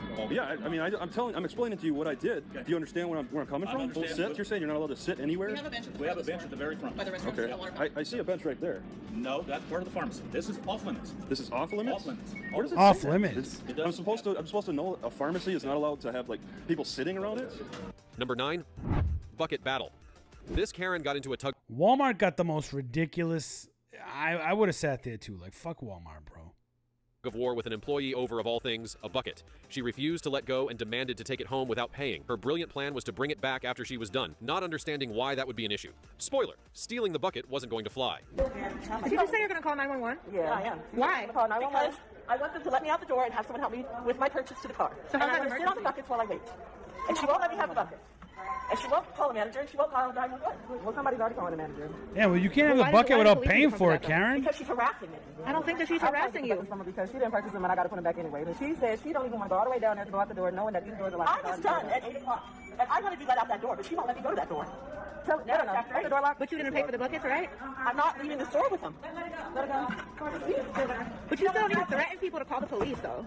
That's completely uncalled for. Yeah. That's the police calling me back. Now here are your lucky buckets. Can I get help to my car now? So you didn't put your hands on my associate, did you? Do you struggle to get your writing just right? I know that feeling. That's why I partner. She put her hands on me. Okay. So we got video footage. Yeah, check it out. I have the whole thing on video if you want to see. Also, she threatened to call the police on her for no reason. She wouldn't let me walk toward the gate. Yo, you can literally see her mouth. That's like a see-through mask. First of all, she's wearing a mask and it's see-through, which it's not even covering her nose. These people are retarded. An emergency. You called 911 for an emergency. If somebody doesn't track in the store, ma'am, you're being tracked in the store. You're being tracked. Yes.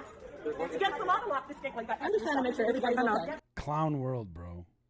Did you purchase your stuff, ma'am? Time for the fancy topic. Chaos erupted at a local store when Karen. Oh my God. Smith had a meltdown that stunned both shoppers and staff. Dressed in a sheer black outfit, she stormed into the store. That is not a she. That is 100% a he. Him. Demanding to see the manager over a dispute about a sale item. Witnesses reported Karen shouting about customer rights and waving a squeaky toy she had grabbed from a shelf. At least the news report. Is that AI generated? Look at the back. Look at the background. And why does that look like the same picture superimposed in the pictures? That almost looks like the same picture almost. Look at the back though. Home and faux. That looks all messed up. reported it as a squeaky toy. Some customers said it was another kind of toy altogether that she wanted to return to the store. But there were no refunds on that kind of toy. Not that Karen would take no for an answer. Her tirade escalated as she knocked over displays and berated employees. Security eventually intervened, escorting her out of the store as onlookers captured the scene on their phones. The incident quickly went viral when it was discovered she was a major star on OnlyFans. What do you think prompted Karen's outburst? Have you ever witnessed a similar scene? Share your thoughts in the comments below with the hashtag fancy topic. Number 8. Self-checkout showdown. A Karen lost her cool at Walmart because she wasn't getting service quickly enough. She decided the best way to get attention was to climb into the self-checkout station, screaming for immediate help. The employee promptly told her to get down and didn't rush to assist her any faster, putting her firmly in her place. I'm a woman! I'm a woman! How about that? I'm a woman! I'm a woman! I'm a woman! Look! I'm a woman! I'm a woman! Hear me roar! I mean, motherfucking roar. That's a damn shame. I'm so fucking disappointed in myself right now. Please take me to jail. What is wrong with these people? Sick of forcing me. Anyway, I'm going to jail. Hey, do I look cute? I hope I get a good mugshot. Why the police ain't here yet? The taxpayers are going to be really mad at me because I'm going to be... Number 7. Return rage. This gentleman was trying to return an item that didn't meet the store's return policy, and when they refused, he wasn't happy. He took out his frustration on the employees, escalating the situation to the point where a manager had to intervene. He refused to talk to the manager and continued harassing the staff, leading to an exchange of very offensive words. Video call you, so you're saying that you will not? Come on. You don't have a right. Get the cops. Don't get the cops. Call the You don't cops. have a right. You don't have a right. Public place, I do. Actually, you do. Anybody and everybody can be recorded. These people are dumb. Take the phone away. Not I'm sure. saying take the phone away from my face. Are you going to return my item? Take the phone away from my face. Are you going to don't return? have any right to record in me. Don't get loud. Yes, he does. You don't have any right to record in this. Can you touch me? He's assaulting me. He's assaulting me. You witness this? He assaulted me? Call the cops. Call the cops. Don't listen. I dare you. I dare you. I dare you. I dare you. Stop. Do it. You don't have a right. So answer You the don't have question. any right. These Walmart employees are the biggest fucking retards in the world. In the world. Low IQ people. Walmart employees, low IQ, undereducated fucking people. Don't come near me. Don't come near me. You don't have any right to record in us. Tell me Get what. the receipt. Get the receipt first. So you're not going to return my Get product? the receipt first. What's your policy? It's not your business. It's not my... It's not your business. You're going on YouTube. She can literally look up the purchase with the card. You don't need a receipt. Yes, it's not your business. Not my business? No, it's not. If you know the road, go get the receipt first. 90 days, Go you get said. the receipt I don't need first. a receipt. Go ask your mother to give you a receipt. So We don't get traffic to return you're that. saying I need a receipt? Yes, you do need a receipt. Is that your policy? Yes. Awesome. So is this my policy? I'm assaulting. I have it on video, you idiot. You dipshit. For real. Dipshit. It's on film, you idiot. You assaulted me, you dummy. You idiot. You seen this, right? Good. You all seen this? You should leave the store. Good. That's not right. Nobody give you a right to record in us. You're going on YouTube. Go where? You're Nate. going to scare me and you're going to YouTube? YouTube. Walmart in Davis, Mass. They will not return it. Danvers, Massachusetts. Figures. Blue state, liberal, snowflake ass people, man. They will not return your products. This eggs. Right there. Right there. YouTube. See? She just lied. Call me a liar. And then A liar. There's the missing R's. said she's not returning our product. To remind you that 60% Yo, there's a lot of fucking ads on this video, bro. of sales on Amazon come from independent Sheesh. sellers. Tracy from Lily's. You witnessed that, right? Oh, they hate being filmed. They're wrong, dude. Hold on, let me flip this camera. Let me flip this real quick. Hold on. Number 6. Mama Bear versus Manager. A Walmart manager was following a customer's son around, accusing him of theft despite him doing nothing wrong. The boy's mother decided to stand up for her kid and herself, calling out the manager's behavior and humiliating her in front of everyone. Because he picked it up, she followed my child and told me she's not allowed to pick it up. Yeah, you can't accuse people, What'd you bro. say? My child picked up a pair of sunglasses and she followed him. So basically, as he was walking, she followed him. She left her post to follow him because he picked up some glasses. He's not allowed to pick that up. Well, if he was going to buy them, he's allowed to pick them up. Right. Did he grab them? I mean, yeah, he grabbed them, but she said he's not allowed to grab them. And I'm trying to figure out why he can't grab them. Did you think that he was going to steal them? You thought what? Oh, see, you can't say that, man. You dumb. You dumb. What? You thought what? Never mind. No, say it again. Say it again. You thought what? He was going to steal them. Yeah, you thought he was gonna steal them because you're a little kid running around, man. Sad, bro. You dumb. You stupid. That's it. That's the only explanation. You're just a dumb person. You just told your employee you thought he was going to steal them. A 6-year-old child. You thought he was going to steal them. Did she not just say that, please? Did she just say that? She did just say that my 6-year-old child was going to steal them. You literally just said that. No, it's not sorry. He's 6 years old, so you really thought my child was going to steal a pair of glasses? He is 6 years old. You stole my child because you thought he was going to steal some glasses. Why? Is it because he's black? Is it because he's black? Oh, here we go with the race. See, that's where you start losing the conversation, man. You know. But you literally just told your coworker you followed him because you thought he was going to steal. It's because little kids always take shit all the time, man. Little kids, white, black, Asian, Spanish, it don't matter. Little kids do dumb shit. Some damn glasses? Number 5. Fashion police. Karen. These friends were heading into a store when a Karen in the parking lot decided to criticize their outfits. As if it was her business, she followed them into the store, continuing her tirade about their fashion choices. Call us for the streets again. Do it again. You think you're funny? I do. Will you set up for the streets? You just keep laughing. I'm not laughing. I feel sorry for you. You feel like you're mad at what we're wearing? Imagine criticizing somebody what they're wearing while you're wearing that fucking face diaper. Imagine talking about the way somebody's dressed while you're wearing a face diaper. We look better than you. Excuse me? Excuse me. I feel like your mom telling you that you should. You think you're not my mom? That's good. You're not my mom. I do think I'm gonna act like one. Because you don't see that. You don't walk around behind Hey, like, I just. Why you want to be in our business? We didn't bother you. Why you gotta bother us? You literally were walking. You were sitting. And she's talking about it when she has a face diaper that's not even on properly. Just a total ignorant Karen with her face fucking diaper on. Look. Not even covering her face. Look at her. Look at her. Look at her. Okay, they can look at us. Look at her. Yeah, you can Shut up. Go home. Oh, go home, face diaper. Number 4. See you later. Line cutting drama. So this guy was patiently waiting to check out when a lady brazenly cut in front of him and started paying for her items. He wasn't having it. He confronted both the line cutter and the cashier for letting it happen. Everyone else thought he was overreacting since he hadn't even tried to move forward or put his items on the counter. But in his rush, this male Karen demanded immediate service. So look, I was standing here waiting to pay for this stuff. Okay. No, but listen, I was standing here waiting before she walked up. Okay. And she just walked right in front of me. That's fine. I'll take care of it. No, listen, but why are you taking her in front of me if I was here first? You weren't lying. No, I wasn't lying. I was waiting before you. Listen, I was waiting in front. Okay, I apologize. No, listen, I'm in a hurry to go. Please, Joshua, listen. And you see me waiting there. And I talked to you before you even started any of this transaction. I've got the transaction. Joshua. I'm just gonna. But can you please? I've already started. But I already asked you before you started. Joshua. Hey, man. But why would you do that? Number 3. Wrongly accused. A man was leaving Walmart when the manager accused him of stealing and tried to humiliate him in front of everyone. See? Furious, the customer insisted he had a receipt and hadn't stolen anything. This is why Walmart needs asset protection. They need better asset protection. They keep accusing people. Shit's crazy. Shouting match erupted as the manager refused to back down, even though the man was innocent and just wanted an Open the good time with Kitchen Mama. One touch and it's done. apology. Call the police. You have my items. I already paid for it, sweetheart. I already paid for it already. I already paid for it. It's public. I can record whatever I want. You want to talk back to me? I'm going to have this all on tape. I already paid for it. I paid for everything. I'm not putting my phone down. I paid for everything already. I was walking out and I showed him it's not working. What? Call the police. Call the police. Call the police.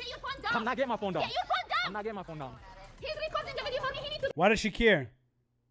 Why does she care? She already got a face diaper on, and she's enslaved with a friggin' hijab. She's already slaved up. Nobody can see who the fuck she is. She's concerned about a camera. You can't even see anything about her. No. Call the police. I need my stuff. I already paid for this. I already paid for this.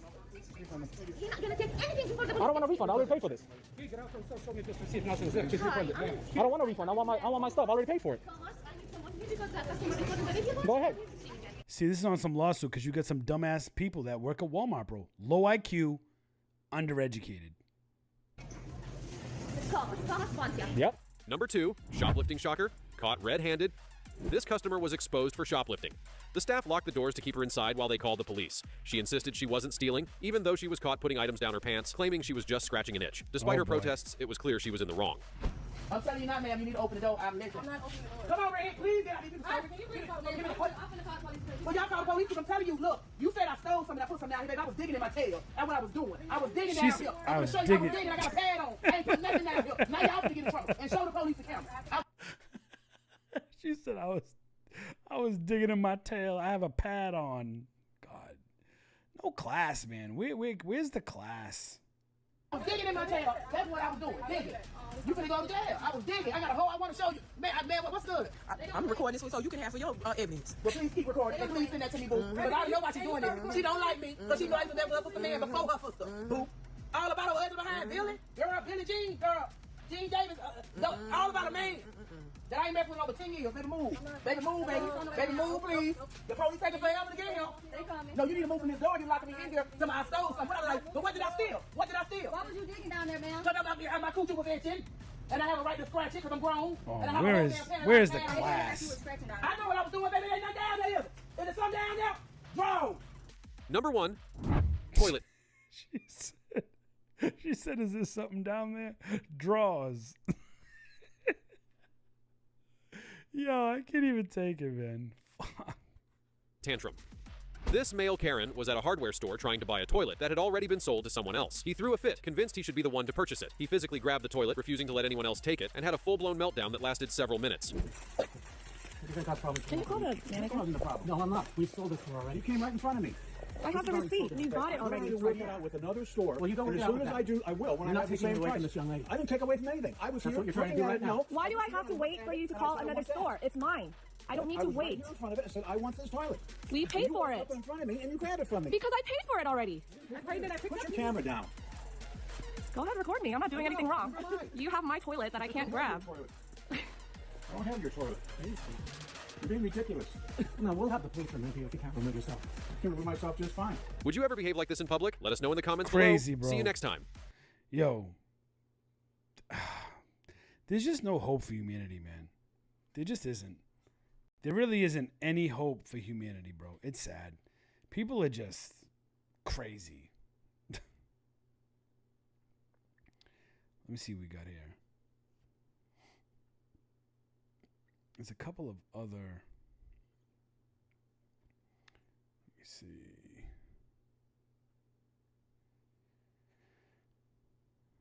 I wanted to check out this one last video. It says how Amazon's broken returns process is driving sellers to leave Amazon. This was 7 days ago. I thought this would be a good watch because as an Amazon seller, we are always complaining about the return policy and how sellers are getting scammed over left and right because Amazon allows it to happen. So I haven't watched this yet, but the title was good enough for me to be like, how Amazon's broken returns process is driving sellers to leave, because it's ridiculous. So let's just take a look at this here. Let's speed it up just a tad. Let's go. This facility is 70,000 square feet. It's all big. So you think you know Wix? Do you really? I refuse to pay YouTube extra money. This facility is 70,000 square feet. It's all baby gear. Inside Goodbye Gear's sprawling Pennsylvania warehouse. These are accessories for strollers, humidifiers. These are play yard sheets. These 60,000 boxes aren't filled with your typical new baby products. Nearly all of them are returns. 9 years ago, all of this was going into the landfill. They're rigorously inspected before being resold or tossed. That looks like a poop stain. I'm not exactly sure what that is, so. And this is how scummy people are. And this, I'm telling you, man, this is an American thing. This shit don't happen over in Japan. Very rare. The Japanese culture, man, I respect so much, man. This is an American thing. American ignorance. Kristen Langenfeld has spent 9 years building a business out of helping others figure out the messy, expensive chaos of returns. She plans to get 200,000 items to a second home this year. So when we're quality checking the items, it walks through 50 different checks in some cases. It's a problem the world's biggest online retailer can't seem to figure out.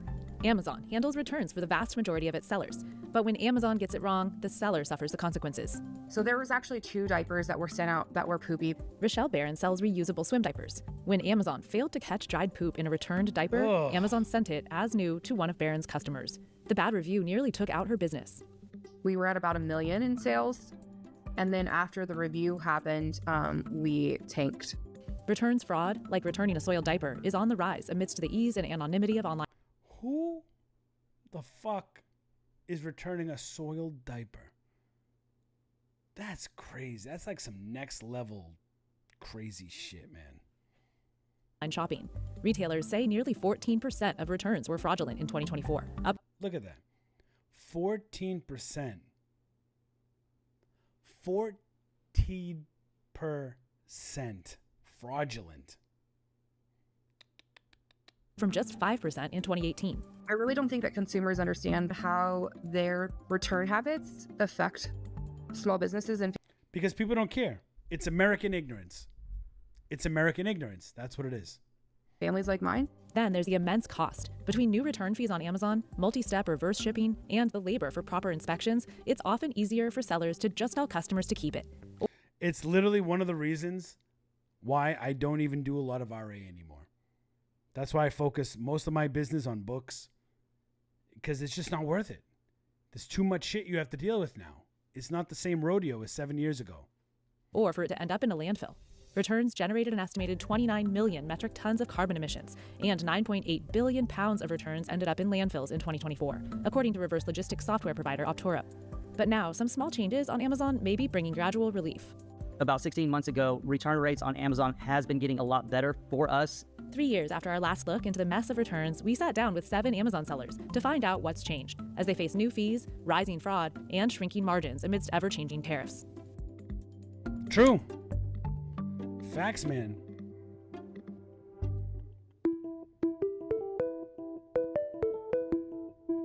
Returns have always been a part of the shopping experience, and they've always come at great expense to retailers. But as online shopping took off, so too has the cost of returns. A lot of the times, the return shipping costs more than the product itself. Mike Jelliff and his wife Joy Lynn have been selling professional music gear and stands for more than 20 years out of their warehouse in Tyler, Texas. Returns have always had a chance for abuse in the past, but I think now when you go online, it's much easier to do it anonymously. Nearly 17% of sales resulted in returns in 2024, more than double the rate of 5 years ago, costing retailers some $890 billion. And it costs 30% of the price of an item to process it as a return. We're going to end up selling at least 2 to 3 more products just to break even on that one return. Nearly 70% of the Jelliff's $2.8 million of annual sales happen on Amazon, where their return rate is more than 3 times the average from the other 8 marketplaces where they sell, so crazy, like eBay dude. and Walmart. So what Amazon does is just processes a return label. Oh, you can't figure it out? Here's a return label. After Amazon initiates a return, the Jelliffs have it sent to their warehouse and they process it internally. But most sellers, some 86%, use Amazon for this, through a program called Fulfilled by Amazon. Like Lori Corlett, who sees 1% returns of her Hot Wheels collector cases on Walmart and nearly 4% on Amazon. If I could leave Amazon, I would, but we need to be there for the customer base that wants to shop on Amazon. About 40% of our You hear that? If I could leave Amazon, I would. business is on Amazon, but I would like to shrink that business to as small a margin as possible. 5 years ago, Lisa Myers invented a special chiller to help breastfeeding moms on the go. It takes some practice to use right, so customers who buy directly on her website often reach out with questions. But direct communication between sellers and buyers on Amazon isn't so easy. So we have less than 1% returns when we are interacting with the customer, and yet we have between 6 and 8% returns with Amazon. Catherine Lavery sells $3 million a year worth of her best self journals and conversation game decks. Our returns on the last year is about 4.5% on Amazon, but compared to our Shopify store, it's less than 1%. It's crazy. If I could choose, I would definitely be off of Amazon, but unfortunately that's where customers are. To help cover the high cost of returns on Amazon, many sellers are raising prices. We did increase our prices 10% solely based on the fraud. Some 66% of retailers also started charging customers for some categories of returns last year. Amazon started charging customers a $1 fee in 2023 for some returns handled by UPS. Amazon also added a steep new returns fee for FBA sellers last year. Read that, if you can. Imagine, with a high return rate by category to address the operational cost of returns. Sort of penalty for some categories over certain return rate thresholds. In addition to reverse shipping and processing fees, products with higher return rates will get slapped with an additional fee based on weight, ranging from $1.65 to $160 plus. Increasing fees in general hurts the sellers tremendously, and it eventually just passes off the cost to the consumer. One survey by e-commerce Bye, analysis Amazon. company SmartScout found that 65% of sellers said they raised prices in 2024 directly because of Amazon fee changes. But there may be a silver lining. In September, a couple months after Amazon added the new returns threshold fee, one e-commerce group saw return rates for U.S. Amazon sellers drop nearly 5%. It's forcing the seller to have higher quality listings and higher quality products. So Amazon probably had pretty good intent in doing this, but of course they're also looking to make more money. Amazon never has good intent. They don't like you as a seller. Amazon does not like you. Amazon's also added some new ways sellers can customize returns in recent years, which may contribute to the dip. Jelliff says his return rate spiked in 2021 because Amazon began auto-generating return shipping labels instead of sending refund requests to him for manual approval. Then in 2023, for items above $100, Amazon let him opt out of auto-generated return labels again. His return rate's been dropping since. Now they're down to at least a much better marginal level, about 3 to 3.5%. Crazy. Why is Amazon paying me $63,000? They're not. You're a fucking liar, well, I didn't Amazon make this guru. kind of money selling. Lying ass. Why is Amazon paying me $63,000? They're not. Also around the time his return rate started dropping, Jelliff says Amazon added some tools for fighting returns fraud cases, allowing multiple appeals and requiring photos. This was a win for Jelliff, who installed a system of 40 cameras to track every outgoing item, incoming return, and unboxing. It is helping just keeping people honest and keeping our business afloat, not losing inventory to falsehoods. Last year, Amazon added extra options for FBA sellers too, such as choosing not to have any returns resold, or to automatically tell customers to keep the item. If someone's used a product, we don't really want it back. It's not even worth the shipping. And to help cut back on returns happening in the first place, Amazon started adding a warning label to frequently returned items. But you gotta be careful with that, man, because somebody will buy a shit if they know you don't want it. They'll buy it and knowing that you don't want it back, and they'll just do more to warn sellers about fraudulent customers too. We're running at just over 1% net profit on Amazon, totally due to 1% profit. Think about that. 1% for every $100, they're getting $1 profit. What? fraud and return abuse. It's really Amazon that's accountable at the end of the day. People would stop doing it if Amazon held them accountable. Amazon told us it has no tolerance for fraudulent returns. It takes action against some scammers, from denying refunds to requiring customer identity verification. Return fraud takes many forms. Both Jelliff and Langenfeld set aside a hall of shame to show us the most ridiculous returns, like catfishing. I don't know if you can see this, it's a brick. So people try to fraud the system by putting some weight in a box. This is one that was returned yesterday, and we think it's a car part. Or the box is empty. You can see the label here shows 10 pounds, but it's completely empty. Then there's wardrobing, using an item for a specific event, then returning it. People sell Halloween costumes, which is probably the worst thing to sell on Amazon, and they get, oh, I bought it by mistake the next day after it's been opened and used. A whopping 64% of shoppers in 2024 admitted to wardrobing at least once a month. Wow. That's nearly 3 times more than in 2023. That's crazy. And 75% said they embellished or exaggerated the reason for making a return. Optoro also told CNBC that wardrobing is expected to go up as sellers raise prices because of tariffs. That's crazy. But most commonly, items returned as new are used or damaged. That sound is not good. So I'm gonna put gloves on because some of these are kind of gross. Used baby items can be especially problematic. This is a bassinet here. You can see there's some throw up on here. This is a car seat that's broken. This is a Cerise Chill. There's actually milk in there. It's not even dry. It's still gross. Milk. We wouldn't want to sell that. But Cerise Chill inventor Myers says while she was using FBA in 2023, Amazon did resell one with someone else's rotten breast milk inside. Ew. For her to say that she will never forget that smell and to have something so, and I don't mean to be dramatic, but dangerous, somebody else's bodily fluids in your kitchen rotting in something that you had intended to use for your child is unacceptable. For returns like this, disposal makes sense. That's the moment I broke down crying and just sat down and thought, I have no idea how this could have happened. We did, after that point, not engage in any more FBA sales. After that customer left a bad review, Myers started outsourcing all her returns to Goodbye Gear, leaving behind the benefits of FBA like the Prime Badge. It hurts our business to not participate in Fulfilled by Amazon. It's just we're not willing to put profit over the safety and, frankly, mental health of our customers. Yeah, that's crazy. One bad experience like that could ruin a brand. Langenfeld started Goodbye Gear when she was a new mom, struggling to find a good quality. Because the customer isn't smart enough to understand that, hey, maybe this was an Amazon issue. I think a lot of customers think that when they buy from Amazon, it's always coming from like Amazon directly, and that Amazon doesn't have millions of sellers that sell the product.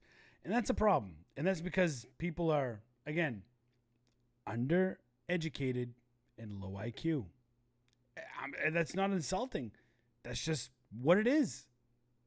Quality used jogging stroller. When she first visited a returns warehouse 5 years ago, taped on the floor, like signs that said, incinerate, destroy.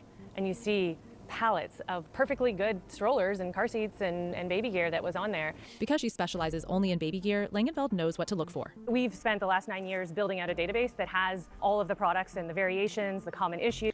And this is what happens when you have something like Amazon as automated as it is. These things are not human run. The recalls. For some of these, there's 40 points that we inspect on the item itself, and it's really complicated. Each item is handled by 4 employees and inspected for about 15 minutes. But the resource-intensive process is paying off. She says 33 new sellers signed up in 2024, 3 times more than the previous year. And with business growing 50% year over year, she's upgrading to a bigger warehouse in Columbus, Ohio. I think today what happened with the tariffs and that's really a forcing function to say the brands are having to figure out how they can make more margin on items, and returns being double digit sometimes. They have to figure out ways to recoup that. Goodbye Gear sends details and photos of all inspected returns to the brand so they can choose how to handle the return fraudsters.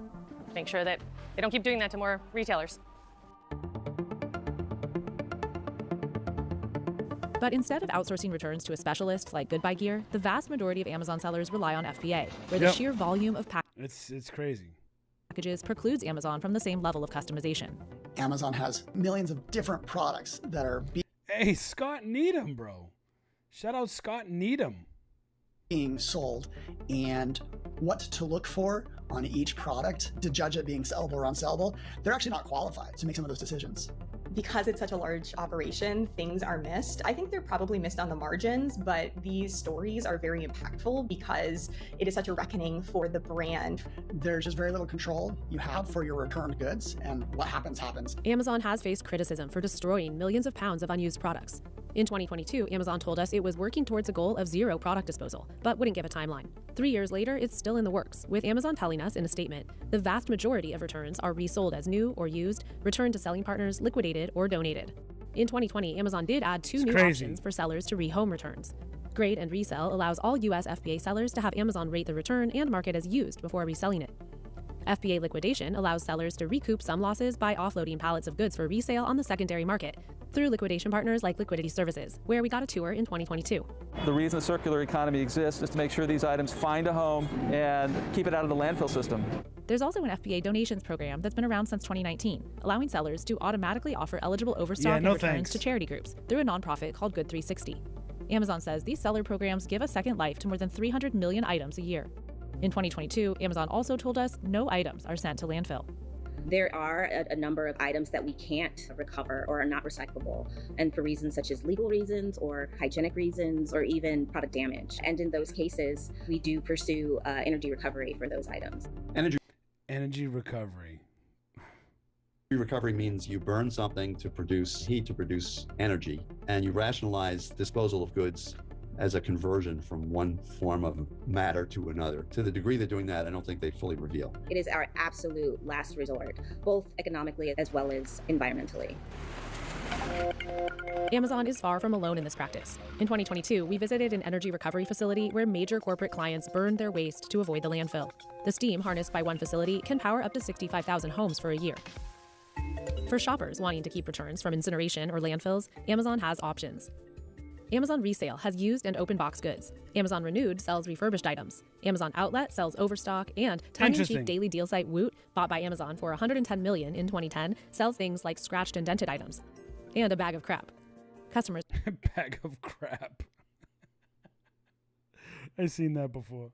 Can also trade in certain electronics like Amazon devices, phones, and tablets for Amazon gift cards, or send them to Amazon's certified recycler. I hope the change that we're able to make as a country is that we stop making crap, like less of a disposable society where we just buy things and throw them out. We should make high quality products that are meant for resale.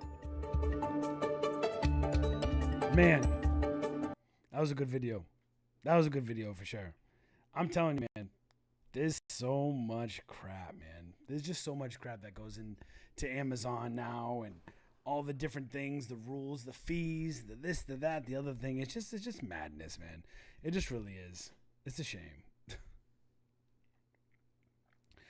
Well, guys, that's going to do it. I'm going to go relax for a little bit. Take care, brush your hair. We did another one in the books. I'm going to try to go live a little more often, try to massage this algorithm a little bit more. But we are going in a different direction. So if you see that we're going in a different direction, you already know. Make sure you like, share, subscribe. I'll catch you all on the next one. Peace.